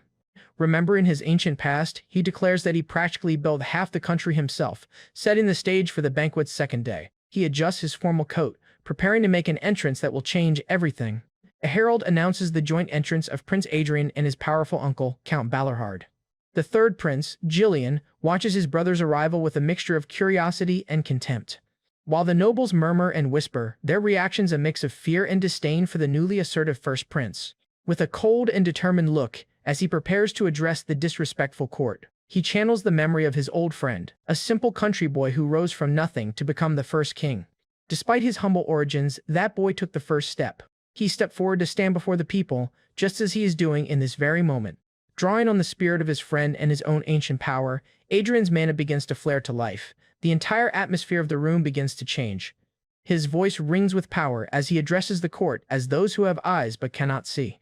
And a massive wave of blue aura erupts from him, washing over the entire banquet hall. Facing the stunned nobles, he declares that he sings the hymn of the king, ignoring a system warning that his body can't handle the full power. To compensate for his body's weakness, the system confirms that most of the hymn is omitted, leaving only a quarter of a single verse. He grits his teeth through the strain, reasoning that this hero-grade hymn is far more bearable than the myth-grade hymn of true dragon slaying. His eyes glow with an otherworldly blue light as he channels the hymn's power. A crown and cape of pure mana manifest around him as he declares this hymn is the most fitting for the current situation. The undeniable pressure of his kingly aura sweeps over the assembled nobles.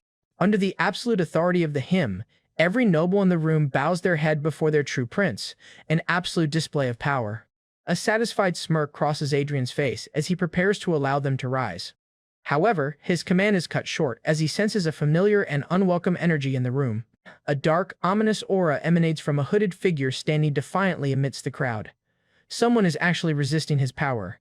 Adrian's eyes widen in shock. He realizes this is no ordinary elf, but someone he knows all too well. The mysterious woman fully reveals herself as a stunning, white-haired elf in an elegant purple gown. Just then, a flicker of horrified recognition flashes in Adrian's mind as he identifies her, and his face contorts in a mixture of shock, confusion, and dread, while he internally screams in frustration, wondering, why on earth is that madwoman here? His hard-won composure is completely shattered. Elves are commonly perceived as God's most beautiful and benevolent creations, peaceful gardeners of the forest who live for centuries. This is the idealized image most people picture, a gentle, nature-loving being. However, our protagonist knows the grim reality. Elves are a cruel race that masterfully uses their enchanting beauty as a weapon to destroy their opponents. And among them, the innately powerful High Elves are considered the most dangerous of all. He immediately identifies her as Sigrun, the legendary dancing magic swordswoman who was part of the expedition that slaughtered the Mad Dragon 400 years ago. In a flashback to his past life as the magic sword, Gruhorn, he recalls her obsessive attempt to claim him, promising endless excitement if his master were to die. Her desire wasn't for the wielder, but for the sword itself. She declared she wanted him even more. Because he was a sword, then he grimly remembers her as the lunatic who tormented him to a horrific degree in that past life. A truly nightmarish reunion. Back in the present, he anxiously wonders if she recognizes him, especially after he used the Hymn of the King, a technique she would surely know. Just then, she approaches. However, she notes how peculiarly familiar he seems and asks if they'd met before, causing him to break out in a cold sweat. His worst fear is coming true. Trying to play dumb, he lies, claiming this is the first time he's ever seen an elf in person. But she eyes him suspiciously, clearly not convinced by his blatant denial, and internally calls him a liar. She's far too sharp to be fooled so easily. He remembers that even 4 centuries ago, she was one of the most powerful beings he had ever encountered. However, she begins to psychoanalyze him, explaining that humans typically have one of 2 reactions when meeting an elf for the first time. The first reaction is to be utterly captivated by their beauty, as demonstrated by the smitten nobles in the crowd. The second, however, is apprehension, a reaction reserved for those with a high level of martial understanding who can sense the inherent danger. As she gestures toward the prince, she prepares to deliver her verdict on his martial prowess, and condescendingly tells him that, from what she can see, he has not yet reached a level of skill high enough to be apprehensive of her. But in a surprisingly smooth move, he grabs her hand and deflects her jab, coolly stating that his tastes are simply unique, a clever way to turn the tables. She seems momentarily taken aback by his confident rebuttal. Putting her hood back up, she curtly bids him farewell, seemingly ending their tense encounter. To this, he breathes a heavy sigh of relief, believing he has survived the dangerous meeting for now. Later, the queen's matchmaking attempts begin. The first candidate is a literal toddler, whom the prince immediately dismisses as too young. As he reviews more portraits, he continues to find all the potential consorts completely unsuitable. The queen grows increasingly frustrated with the lack of progress, while her son is visibly annoyed by the entire affair. Frustrated, she lectures him on the necessary qualities of a prospective consort: wisdom, benevolence, and a respectable family, implying he should aim higher than his usual company. The matchmaking is abruptly interrupted when a royal guard announces that the elf delegation is requesting an audience with Her Majesty. The queen expresses her surprise, remarking that it has been a very long time since the elves last paid a visit to the kingdom. Cutting straight to the chase, Sigrun asks the queen to confirm if she is indeed seeking a spouse for the first prince. Upon receiving confirmation, she boldly presents herself as a candidate, highlighting her prestigious lineage as a high elf. An absolutely stunning proposal. To this, Adrian is utterly bewildered by her audacity, internally questioning what kind of scheme she's plotting now. However, she cheerfully adds that her age is, coincidentally, not far from His Highness's. Continuing her pitch, she first remarks that she has heard the eternally beautiful elf would make an ideal spouse for a human. She then boasts about her loyal retainers, likening them to a human order of knights, all while he fumes silently at her shamelessness. After that, she turns to the prince, declaring that from the moment she first saw him, she felt their fates were intertwined. Our guy is visibly shocked, realizing the dangerous implications of her words, and remembers that elves never lie about matters of fate, which means her unbelievable proposal is completely sincere. In other words, she genuinely believes they are destined for each other. The queen, oblivious to the underlying tension, is simply impressed by Sigrun's bold and direct proposal. While the court erupts in excited whispers as nobles speculate about the immense benefits of a marriage alliance with the elves. But without warning, he grabs Sigrun's hand, stunning the court into silence. and he quickly pulls her out of the throne room, insisting they need to have a private conversation immediately. The nobles are scandalized by the prince's apparent insolence in front of the queen and their esteemed guest. Once alone, he directly addresses the ancient elf by name, his expression grim. Then he reveals his knowledge of her true identity as the Blade of the Mistletoe clan, an executioner responsible for her clan's dirty work for centuries. He knows exactly who and what she is. He presses further, asking if her true mission is an investigation or an execution. Her playful demeanor vanishes, replaced by a dark, intrigued smile as she asks how he could possibly know so much about her. But he remains silent, refusing to reveal the source of his ancient knowledge. However, he internally assesses her as a monster of unimaginable power, far beyond his current ability to handle. Sigrun tauntingly acknowledges that he knows she's an executioner surrounded by a menacing aura. She mocks his silence, calling him foolish for not speaking up. And he retorts that he knows very well it would be equally foolish to run his mouth in front of a deadly executioner like her. Tired of her games, he sternly warns her not to interfere with his fate. Just then, he shrewdly analyzes that, for now, she only holds a mild curiosity toward him. He realizes that allowing this to continue would lead to his doom, so he must instead make himself far more interesting to the unhinged elf. His new strategy, become a delicacy to be savored, too precious for her to simply discard. The sudden shift catches her completely off guard, a desperate but brilliant gamble. When she demands to know who he really is, he deflects, claiming to be just a pitiful prince abandoned even by his own father, and answering her follow-up with a cryptic "who knows." He then confidently tells the intrigued elf that if she truly wants to know, she will simply have to wait and see. To this, she is left momentarily stunned, processing the enigmatic and unexpectedly bold man before her. Musing to herself, she admits that her trivial mission to the kingdom always felt strange and lacked reason. But now, with a look of crazed delight, she realizes the true purpose of her being sent here was him all along. The prince is internally repulsed, thinking that she is just as creepy and unsettling now as she was 400 years ago. Putting on a facade, he confidently walks back into the throne room with Sigrun. The court gasps in shock as they see the two returning hand in hand. He stands tall, presenting a united front with the elf on his arm. With a charming smile, he stuns the entire court by announcing that he will be engaged to Sigrun, a truly shocking turn of events, and reasons that an engagement, even a temporary one, is the only way to appease her dangerous interest and buy himself time. He strategically tells the queen that since it's a serious matter, he will take some time to observe her before finalizing the engagement. And he also knows that for Sigrun, this period is for her new delicacy himself to mature and become more enticing. He steels his resolve, fully aware of the complex game he has just initiated. While he vows to use the time this sham engagement has bought him to build enough power to finally escape the clutches of the maniacal elf. This explains his drastic decision. He rages that his brother Adrian has nothing over him besides his goddamn birthright. Panting with rage, his composure completely shatters as he obsesses over his brother's successes. A truly pathetic sight. He seethes, recalling how Adrian first won their uncle's support and then stole away Arwen, the flower of Iron Lion Castle. His anger boils over as he remembers Adrian's latest triumph, getting engaged to the impossibly beautiful elf, Sigrun. Then, a malicious grin spreads across his face as he remembers he has a duel scheduled with his brother very soon. Meanwhile, at the dueling grounds, a stern-faced, white-haired commander steps forward to officiate the royal match. Commander Sturmhilde Stuttgart of the Royal Knights, also known as the Silver Lion, officially notarizes the duel, ensuring no one can object to the results. Adrian, however, looks completely unimpressed, yawning and complaining about all the pre-fight chatter. A stark contrast to his brother's fury. Cutting off the taunts, he bluntly tells his brother he talks too much, just as Jillian flares his mana. Jillian lunges forward, shouting that he'll see if his brother can still talk after the duel is over. But Adrian casually remarks that he was originally planning to play around a bit. But in a flash of blue light, he declares that he's gotten busier lately and ends the fight instantly. With a single, decisive blow, the third prince is sent flying, crashing to the ground in utter defeat. And just like that, the duel is over. Even Commander Sturmhilde is flabbergasted, wondering if this powerful prince is truly the same person he once knew. Clearly, Adrian has been hiding his true strength. However, our guy gives his defeated brother a final, dismissive glance. After that, without another word, he turns his back and walks away from the crumpled form of the third prince.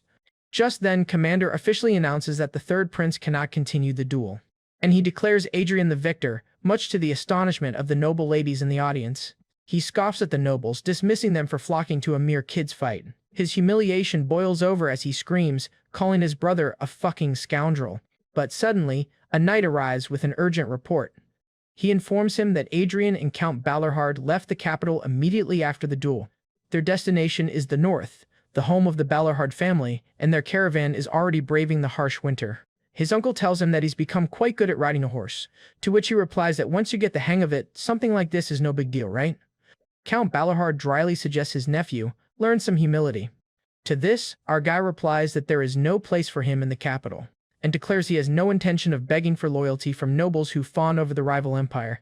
When his uncle points out that winning over conservative knights and soldiers won't be easy, he remains confident, because he believes that by fighting and struggling alongside them in the mud, affection and loyalty will naturally grow. This says a lot about his leadership style. Despite his nephew's confidence, Count Balerhard worries that Adrian is being too brash.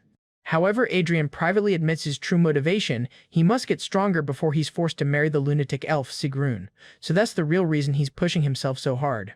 To achieve the growth he needs, he knows he has to leave the comfort of the capital. In order to accelerate his own growth and sharpen his knights like Adelia, he must journey to the place where humans are tested most, flanked by his uncle and Arwen. He seeks the harsh environment that gave birth to the most powerful martial hymns, and he believes his true place, the place where he can become truly powerful, is the battlefield.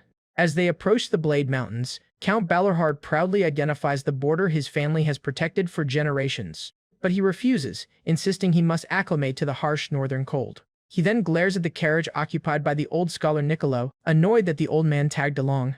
The scholar cheekily retorts that his presence will be helpful, leaving the prince to grumble under his breath. Adrian's gaze softens, however, as he looks ahead at his vanguard. Here, he spots Arwen, stoically enduring the wind and snow at the head of the column. Riding up to her, he checks to see if she's all right in the freezing conditions. Arwen assures him she is fine, stating that as a knight, she cannot seek personal comfort. Pleased by her unwavering dedication, he smiles, glad that at least one of his retinue is full of drive. And she blushes slightly, touched by the prince's unexpected concern. And he notes that the royal knights all appear brooding, clearly unhappy about being sent on this northern expedition then. He thinks that if Karl were here, he would have managed them properly. He recalls the king's parting words, forbidding him from treating the royal knighthood as his personal army. Because of the king's decree, Karl couldn't come, and Adrian senses there's more to his father's excessive caution than he knows. As the company pushes forward, a storm begins to brew on the horizon. Noticing the changing weather, Count Balerhard urges everyone to pick up the pace. He warns that they risk getting trapped in a blizzard if they don't hurry. The Count looks back with concern as the storm threatens to swallow them whole. Adrian watches his uncle take command, impressed by his decisiveness. Just then, he immediately moves to help Adelia out of the now-abandoned carriage. He offers a hand to her, who looks up at him, surprised. She gratefully accepts his help, thanking her prince for his consideration. Arwen quickly joins them, checking to see if the prince is all right amidst the chaos. Adrian instructs Arwen to look after Adelia while he deals with the disorganized knights. Taking charge, he orders them to discard everything but their swords and form a single-file line to cut through the wind, a solid plan born from experience. The group pants from the exertion, pushing through the relentless storm.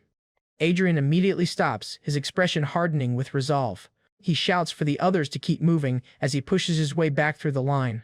He quickly finds the fallen soldier and grabs him by the armor. In a surprising display of strength, he hefts the fully armored soldier onto his shoulders. A true leader leaves no one behind. He then yells at the gawking knights to keep moving, and they scramble to obey. With their prince literally carrying one of their own, the column presses on with renewed determination. As the hellish march finally nears its end, an exhausted Adrian continues to carry the soldier. He finally sets the man down as they reach the castle's outskirts.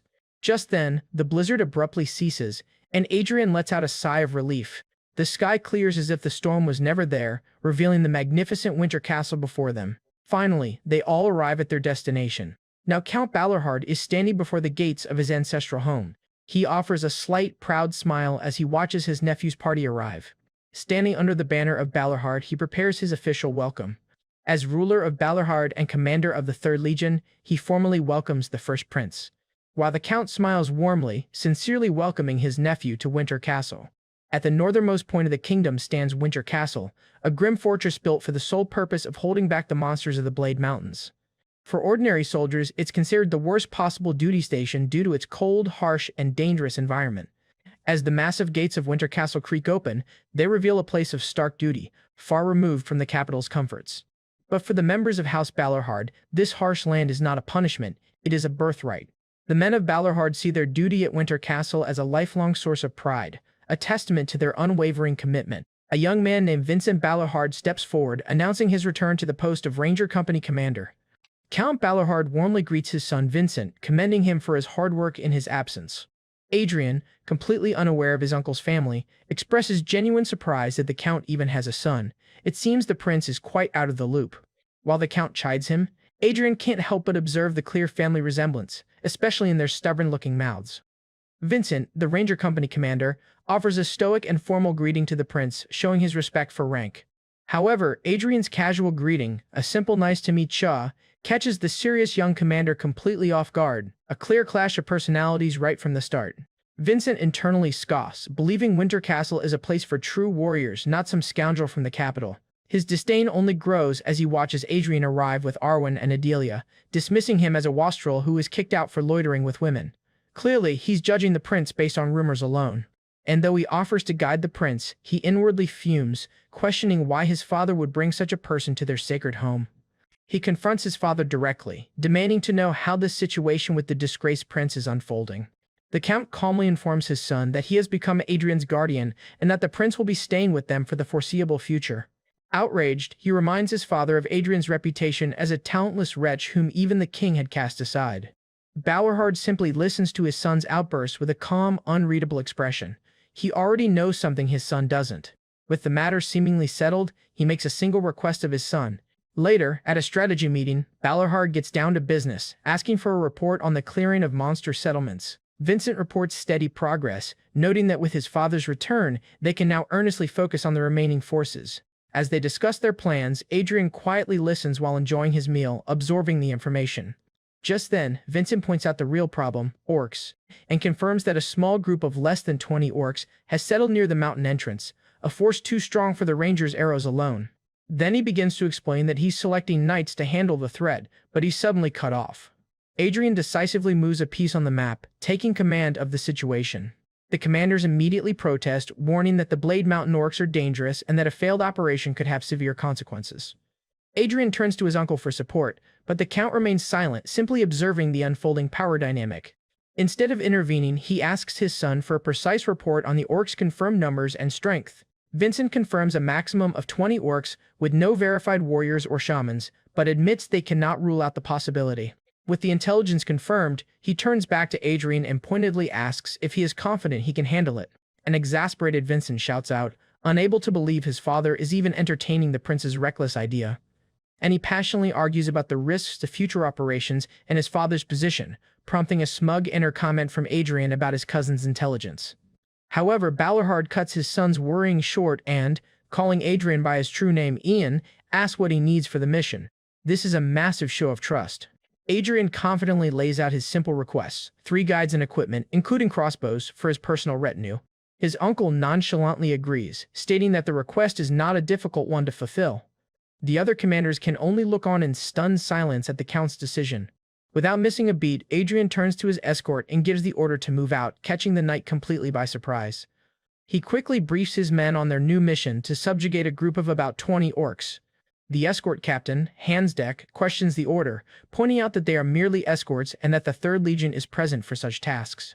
With a wicked grin, Adrian cleverly retorts that since they have to protect him anyway, they'll be coming along regardless. However, he internally muses that since these soldiers were assigned to him, he might as well shape them into something useful, and analyzes Captain Hansdeck's stats, noting they're decent for a royal elite, even if they were unreliable during the earlier blizzard. Suddenly, Vincent appears before the party, surprising Adrian by announcing himself as their guide. Even sternly warns Adrian not to take the operation lightly due to the serious consequences of failure, but the prince coolly retorts, "We won't fail." A tense rivalry immediately sparks between the two cousins, one a serious northern warrior, and the other a confident, newly empowered prince. As they prepare to depart, Adrian takes a moment to properly assess his cousin's strength. He then quickly scans the other guides, realizing that only one is a true ranger, while the rest are knights disguised to babysit him. He smirks, fully aware they plan to sideline him if things go wrong, but decides to overlook their little scheme for now. With the preparations complete, he leads his party and their disguised chaperones out of Winter Castle's gates. Adrian tells a worried Adelia that she's staying behind, candidly admitting he can't risk her unique trait blooming incorrectly during a dangerous mission. Their trek is briefly interrupted as a snow rabbit darts across their path. One of the disguised knights raises a spyglass, spotting something ahead just after the rabbit disappears. A brutal, red-eyed orc snarls as it feasts, the target of their mission now in sight. He then reports the group of orcs ahead and asks Prince Adrian for his orders. Adrian signals for the group to halt, preparing to engage the enemy. With a dark intensity, he gives a simple command, "Elode," and his entire party readies their crossbows for a volley. Down below, one of the orcs suddenly senses danger, its head snapping up with a startled grunt. From his vantage point, Adrian calmly observes the unsuspecting orc encampment. He then unleashes the ambush with a single command, "Fire," sending a hail of crossbow bolts into the orc camp. And as the orcs reel in confusion, Adrian charges down the snowy hill. He leaps into the air, meeting the furious roar of a charging orc with his own silent killing intent. His sword and the orc's axe clash, and he effortlessly cuts down the first orc, the sticky smell of blood a familiar sensation. This so-called talentless prince is clearly no stranger to battle. Just then he lets out a breath of exhilaration, a faint blush on his cheek as he finally experiences the thrill of battle he has been craving. Standing over the fresh kill, he savors the air of the battlefield, feeling truly alive amidst the chaos. She stops in her tracks, stunned by the sheer intensity and killing intent radiating from her prince. This is a side of him she has never seen before. Adrian stands alone amidst the remaining orcs, his stance perfect and his resolve absolute. And he gives his allies one final warning, a sinister smile spreading across his face as he tells them they might get swept up in what's about to happen. His mind flashes back to a tale from 400 years ago, from an era when orcs were not mere monsters but proud masters of the continent. This is not the story of a celebrated hero, but of a nameless man whose deeds were lost to history. T is the hymn of a pitiful man who hated orcs, a sorrowful dirge born from the grief of a father who fought until his last breath. Adrian channels this ancient sorrow, preparing to build a mountain of green corpses in that man's name. A torrent of crimson energy erupts from him, the fleeting verses of an extraordinary avenger made manifest. As a red pond of blood and mana forms beneath his feet, he begins to recite the ancient and terrible hymn of revenge. A flashback reveals a bag of gold dropping onto the table, finalizing a secretive deal. Joseph nervously expresses his fear of Winter Castle, but he is assured that he won't have to fight. A sinister count dismisses Prince Adrian as a scoundrel, certain he will only try to steal his uncle's achievements. The count then instructs Joseph to ignore the prince and instead focus on observing and reporting any suspicious movements from Balerhard. And he nervously clutches the bag of money, accepting his spying mission. With a nervous gulp, he accepts the dangerous task he's been given. The count of the royal court smirks, confident that the knight will do his bidding. Indeed, the reality of facing a giant orc shatters his composure. This is nothing like what he was told. This is a far cry from a simple spy mission. Nearby, Vincent Balerhard commands the knights to maintain a square formation and advance against the orc horde. An orc's club smashes into their shield wall with immense force. He hesitates for just a moment, sweat beading on his face as he prepares to strike. But his spear attack is easily stopped by the massive orc, proving completely ineffective. His courage, unfortunately, wasn't enough. Just as a spear is about to impale him, a flash of blue mana suddenly blocks the fatal blow. It's Arwen who swoops in to aid her subordinates, leaping gracefully through the air. With the swift swing of her blade, she effortlessly slices through the orc, leaving Joseph utterly astonished. An incredible display of skill. Terrified, Joseph can only gulp in agreement. With the immediate threat dispatched, she stands among the fallen orcs as the other knights look on. However, the remaining orcs, led by a horned chieftain, prepare for another assault. She grimly assesses the situation, knowing their numbers are too few to handle the enemy horde. Even for someone as strong as her, the odds are not looking good. Suddenly, her eyes widen in shock as she witnesses an unbelievable sight. In a flash, Adrian appears, his single blood-red slash piercing the orc leader. Joseph, Hansdeck, and Arwen are all left speechless by this sudden and brutal display of power, and just like that, the entire dynamic of the fight has changed. The prince towers over the fallen orc, crimson blood arcing through the air as the battlefield falls silent around them. Panting heavily, his mana heart burns with a furious red glow as he taps into a deeper power. Before anyone can react, the knights can only watch as their prince charges alone back into the fray. His charge gains momentum, each step filled with lethal intent. A flashback begins, revealing a lone warrior cutting down orcs, fueled by an insatiable need for battle. No matter how many he killed, his thirst for slaughter was never quenched. This avenger, with his burning red eyes, was driven by a singular purpose, to seek the blood of his enemy. He fearlessly faced down hordes of orcs far larger than himself. His journey took him through the barren lands ruled by his sworn enemies, and he fought with a desperate ferocity, leaving a trail of destruction in his wake. And so, he carved his way through the orc ranks, his blade forever stained crimson. Though the mana in his heart had long run dry, his will alone pushed him forward. He pressed on, an unstoppable force of pure vengeance. To survive, he was even forced to drink orc blood and chew their flesh, becoming more monstrous with every step. Yet as his body grew frail, his spirit only burned brighter with hatred. The demonic sword in his hand, Gruhorn, was the only thing that sustained him, and he began to burn his remaining life force, channeling it into the sword for his final wish. The source of his vengeance was clear when the Avenger stumbled upon his home, only to find his family slaughtered. This entire bloody rampage was a requiem for his murdered wife and daughter. His eyes, now burning with resolve, lock onto his final target. And finally, he stands before the one responsible for all his suffering. But by the time he reached his foe, the Avenger was already a broken wreck of a man. With a bloody, weary smile, he accepts his fate. In a final, desperate charge, he throws everything he has left at the chieftain. Their final clash is a storm of violence and desperation. He is swatted aside like an insect. The chieftain then crushes his body beneath his foot, grinding down with brutal force. The great orc chieftain stands victorious over his fallen body. And though he was defeated, the man never gave up, fighting until the very end. It was a tragic story, told to and known by no one. Only the sword, Gruhorn, bore witness to his tale. Back in the present, Adrian realizes he is the only one who remembers that Avenger's story. He stands alone amidst the carnage, the weight of a forgotten history heavy on his shoulders. His expression is grim as the memories of the past merge with the battle before him. He then barks an order, telling the knights to handle the orc warriors while he takes care of the rest. With a flash of insight, he remembers the Avenger's power. He acknowledges that the hymn of vengeance he possesses is still incomplete, and he resolves to finish it here and now on this very battlefield. In other words, he's using this battle as a crucible for his power. With that, he unleashes a whirlwind of slashes, tearing through the orc ranks. His movements are a blur of steel and blood as he carves a path of destruction. He engages an orc warrior in a brutal clash of blades, and he fights with all the ferocity of the Avenger he remembers. He continues the slaughter, piling up a mountain of green corpses until a red pond of blood forms at his feet. Standing before the gruesome monument to his power, his face is shadowed and unreadable. Planting his sword in the final orc, the prince declares, "I honor your souls."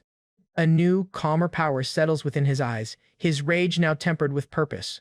Vincent breaks the orc's tattered banner, a symbol of their utter defeat. He then raises the broken banner high, declaring the orcs annihilated. The Rangers cheer, celebrating their hard-won victory. Adrian watches the celebration, recalling the young commander's name. He is Vincent Balorhard, heir to a family that has long waged war against monsters. He then muses on the coincidence that this Vincent shares the same name as the pitiful Avenger from the distant past. The memory of the fallen Avenger's final moments echoes in his mind. How coincidental, he thinks, connecting the fate of the past warrior to the victorious knight before him. A strange twist of fate indeed. As a trophy of war, a tattered red orc banner is presented. Vincent, the ranger commander, stoically holds the banner, a traditional symbol of valor. Catching the prince completely off guard, he was clearly not expecting this, and clarifies that in the 3rd Legion, the one who fought most bravely is the one to claim the enemy's banner. He insists that it's an honorable trophy of victory that cannot be traded for anything. After that, he just clears his throat, preparing to correct the prince's assumption. Just then, Arwen calls out to get the prince's attention. She formally pays her respects, acknowledging his incredible bravery. At her words, the surrounding soldiers erupt in a cheer, showing their respect for the prince's valor. It seems he's finally starting to win them over. Slyly smiling, Adrian prepares to address his newly won-over troops.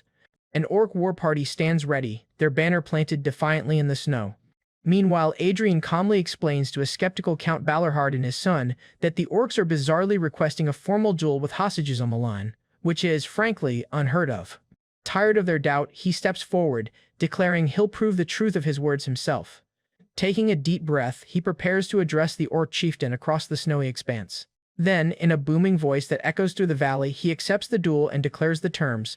The duelists must step back 200 paces and dismount their wolves. However, our guy dismisses the question, impatiently demanding to know if the chieftain accepts the terms of the duel or not. A bold move, to be sure. Turning back to his stunned family, Adrian smirks and asks, "Do they believe him now?" The Count's eyes widen in utter shock and confusion at the unprecedented situation. Following their chieftain's command, the orc wolf riders begin to pull back from the castle walls. To their astonishment, The entire orc force willingly retreats, except for the duelists. A truly unbelievable sight. While Balorhard marvels at the unprecedented sight, Adrian cuts him off, telling him to save his shock for later. Count Balorhard immediately understands, recalling their recent and bloody encounter with the orcs' combat unit. When the Rangers protest that it's too dangerous, he silences them by pointing out that he's the only one who can communicate with the orcs. And he's got a point. A ranger desperately pleads for just one more spot, but he coldly shuts him down with a simple, he doesn't want to. A brutal, but final, answer. He then turns his attention to Arwen, acknowledging her unspoken eagerness to participate in the fight.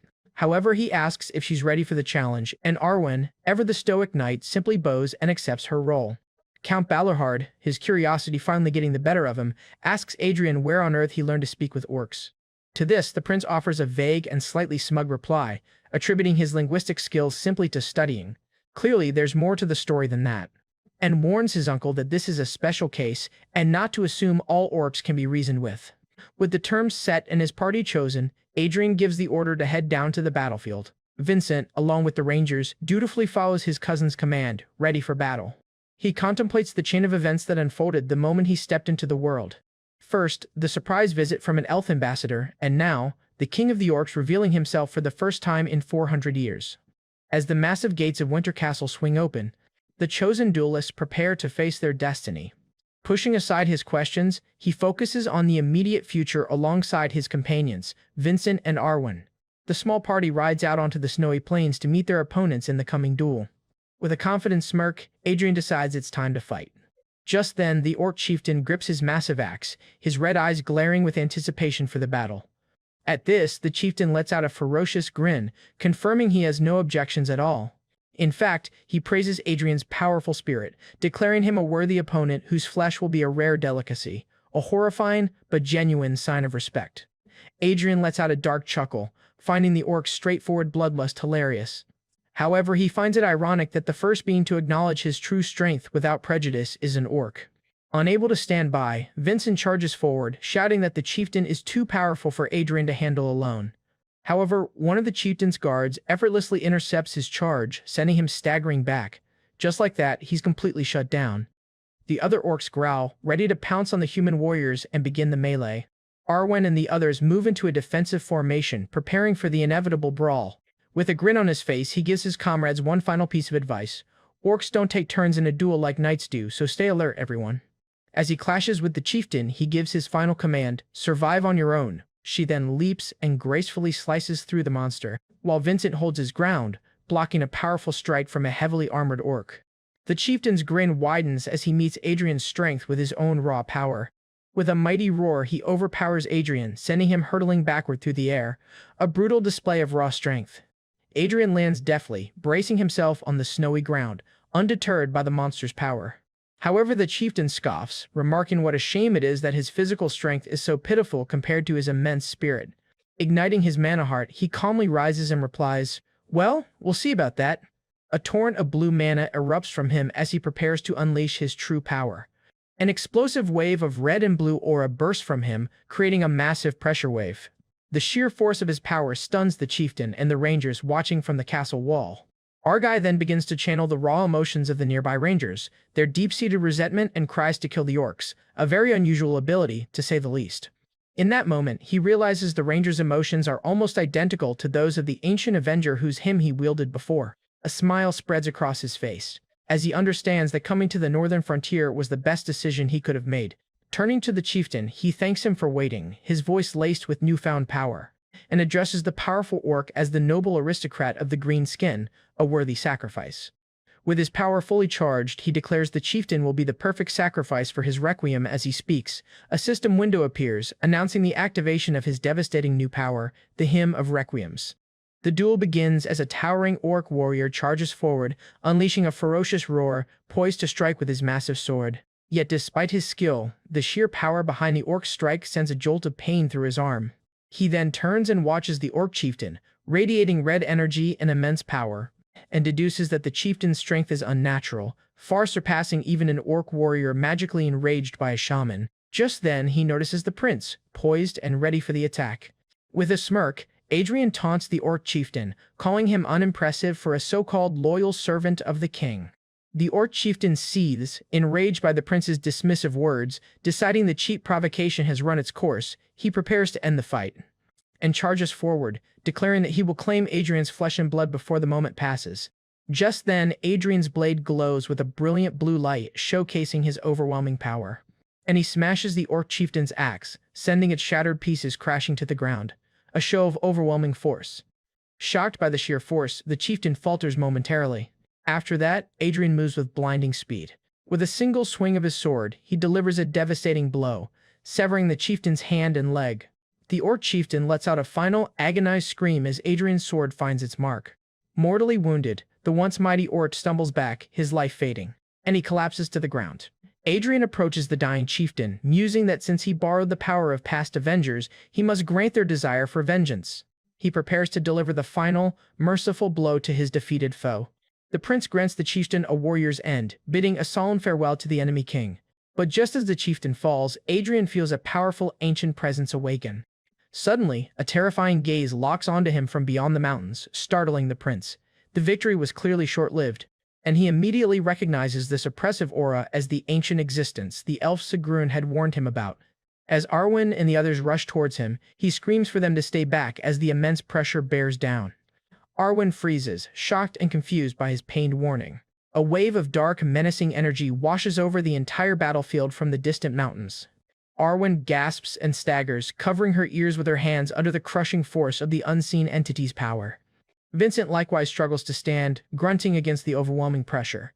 Even Count Balerhard and his rangers feel the overwhelming aura.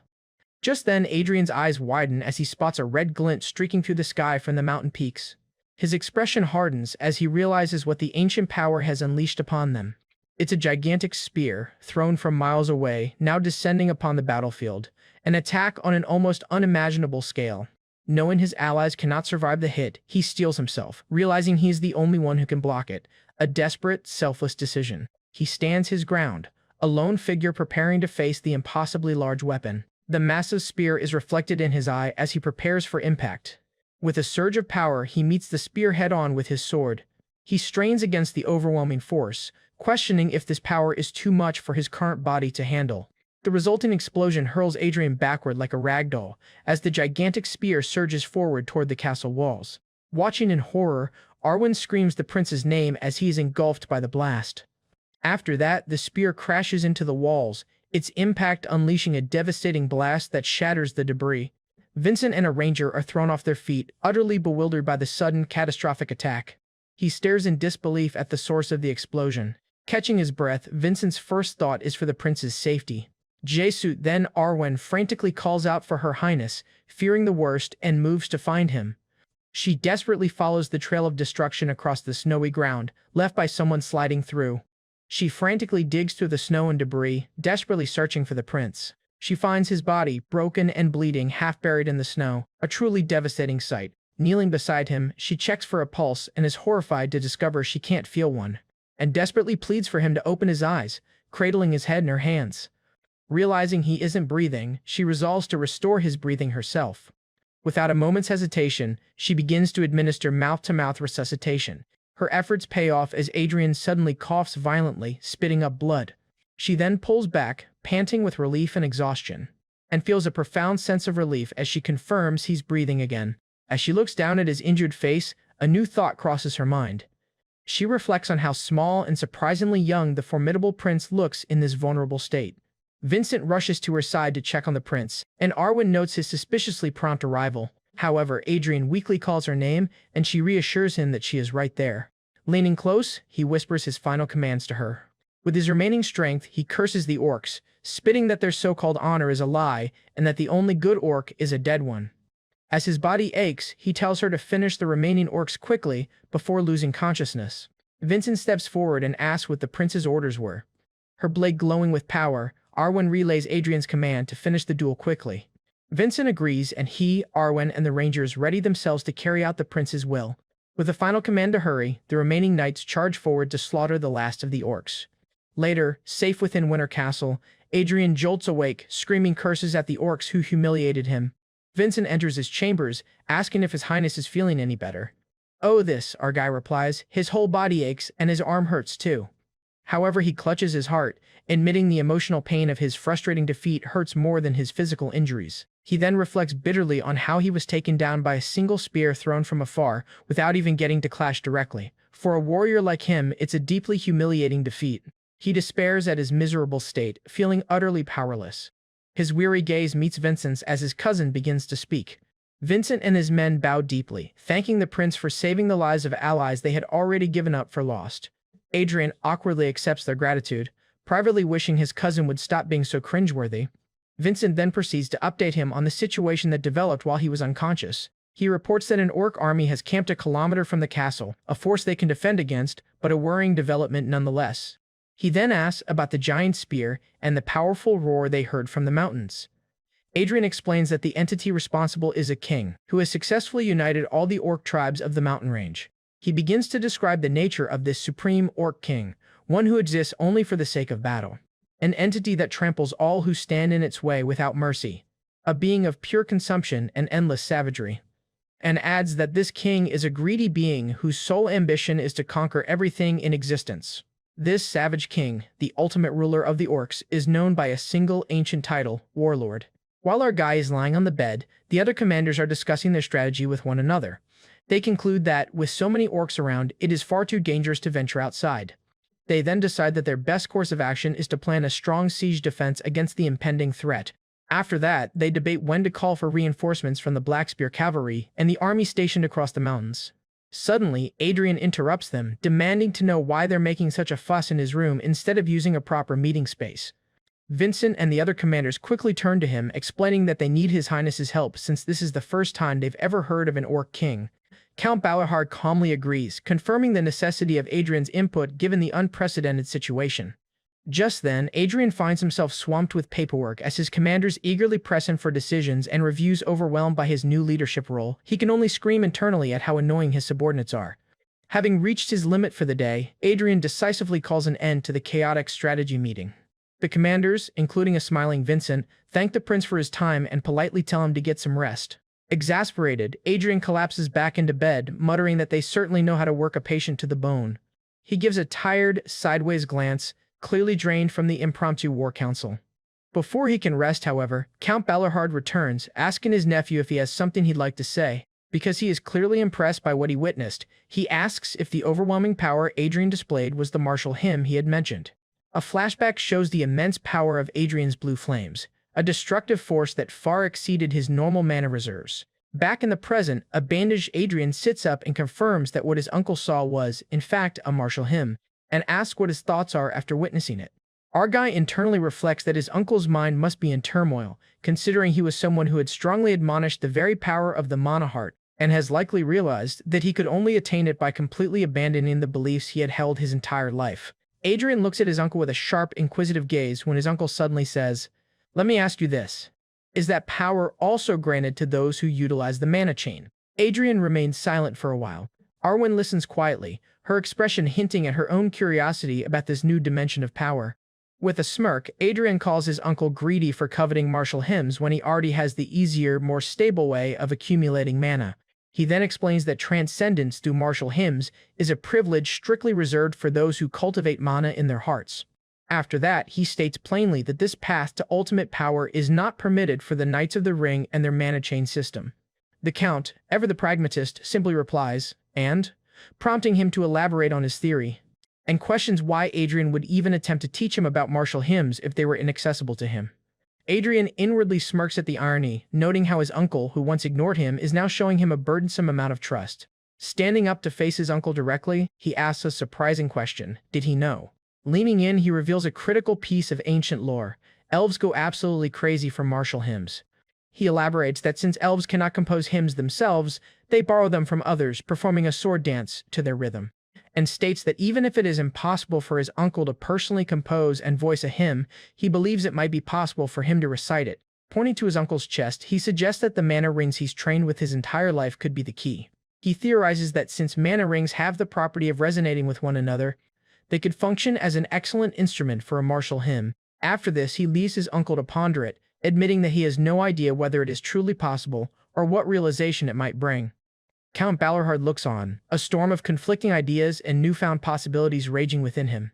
Even Arwen looks slightly bewildered, trying to process the complex magical theory being discussed. Adrian concludes his lesson by stating that discovering this new path is a task for the Knights of the Ring to figure out themselves, not him. With a self-satisfied smile, he knows he has planted a seed that could revolutionize the kingdom's power. As he turns away, both the Count and Arwen are left to contemplate his paradigm-shifting words. However, he grumbles to himself, annoyed that these profound and exhausting conversations always seem to take place in his bedroom. Later, after the intense discussion, he finally gets some much-needed rest. He groans as he begins to stir from his sleep, the exhaustion of his ordeal still weighing on him. Waking up, he finds Adelia sitting vigilantly by his bedside. His first question is for his uncle, but she informs him that the Count left while he was sleeping. He then asks if there was anything particularly different about him, but she admits she isn't sure. Musing to himself, he wonders if his uncle managed to gain any special enlightenment after agonizing over their conversation. Just then, Count Balarhard returns to the room, announcing he is awake. Adrian lets out a smirk, sensing that something significant has happened. A powerful blue aura erupts around Count Balarhard, signifying his breakthrough. He now has the presence of a warrior who fears nothing. With glowing eyes and a radiant mana ring, the Count reveals he has finally awakened the legendary spirit of a swordmaster. Adrian watches, a slight smile on his face, as he realizes his uncle has finally attained a soul worthy of his powerful body. Count Balarhard's entire demeanor has changed, now radiating a calm, unshakable confidence. In a moment of profound gratitude, the Count places a hand on his chest and sincerely thanks him, calling him by his true name, Ian. Adrian deflects the serious moment with a joke, remarking that a sudden change in personality is often a sign of impending doom. The Count teasingly asks if he is sulking, which the prince quickly denies. In a comedic inner monologue, Adrian laments his current state as a mere sword expert, while his uncle has leaped ahead to swordmaster. He vehemently denies being jealous or sulking, even as the Count's knowing smirk says otherwise. His uncle's patronizing agreement that he must have been mistaken only serves to annoy Adrian further. Cutting through the banter, an annoyed Adrian demands to know what exactly his uncle gained from his epiphany. The Count admits he hasn't fully grasped the concept of reciting the hymn yet, but he has established a faint guideline in his mind. He turns, his gaze fixed on a new objective, a new purpose now clear to him. Looking out the window toward the forbidding mountains, he declares his intention to walk toward that place. At this, our guy knowingly remarks, "Give them an inch and they take a mile," correctly deducing that his uncle has set his sights on the warlord. As the warlord's menacing visage appears, Adrian firmly lays his claim, "That guy is mine." He then cheekily warns his powerful uncle not to go drooling over his target for no reason. With an amused smile, the Count accepts the claim, telling him to have it his way.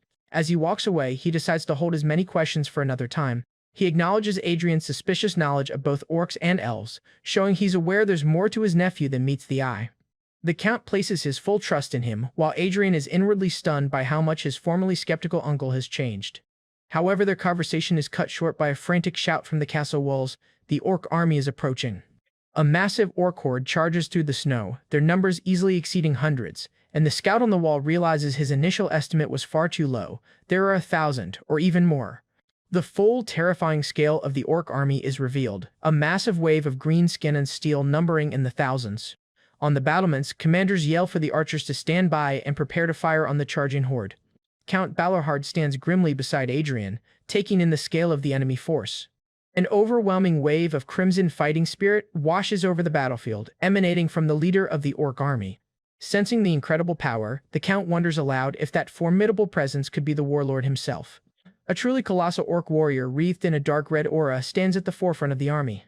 However, Adrian, with his ancient knowledge, calmly refutes that assumption. He identifies the imposing figure not as the king, but as the warlord's vanguard, one of his most ferocious generals. This mighty orc is proclaimed the bravest general. His eye glows with intense, blood-red power, a symbol of his immense strength. And he is known as the nightmare of both knights and swordmasters, a testament to his fearsome reputation. This fearsome warrior holds the title of the Warlord's Combat Corps Commander, and he is known across the land by a single terrifying moniker, Night Slayer. Hey everyone! If you enjoy this video, don't forget to hit the like button and subscribe to the channel. It really helps me out and lets me bring you more great content.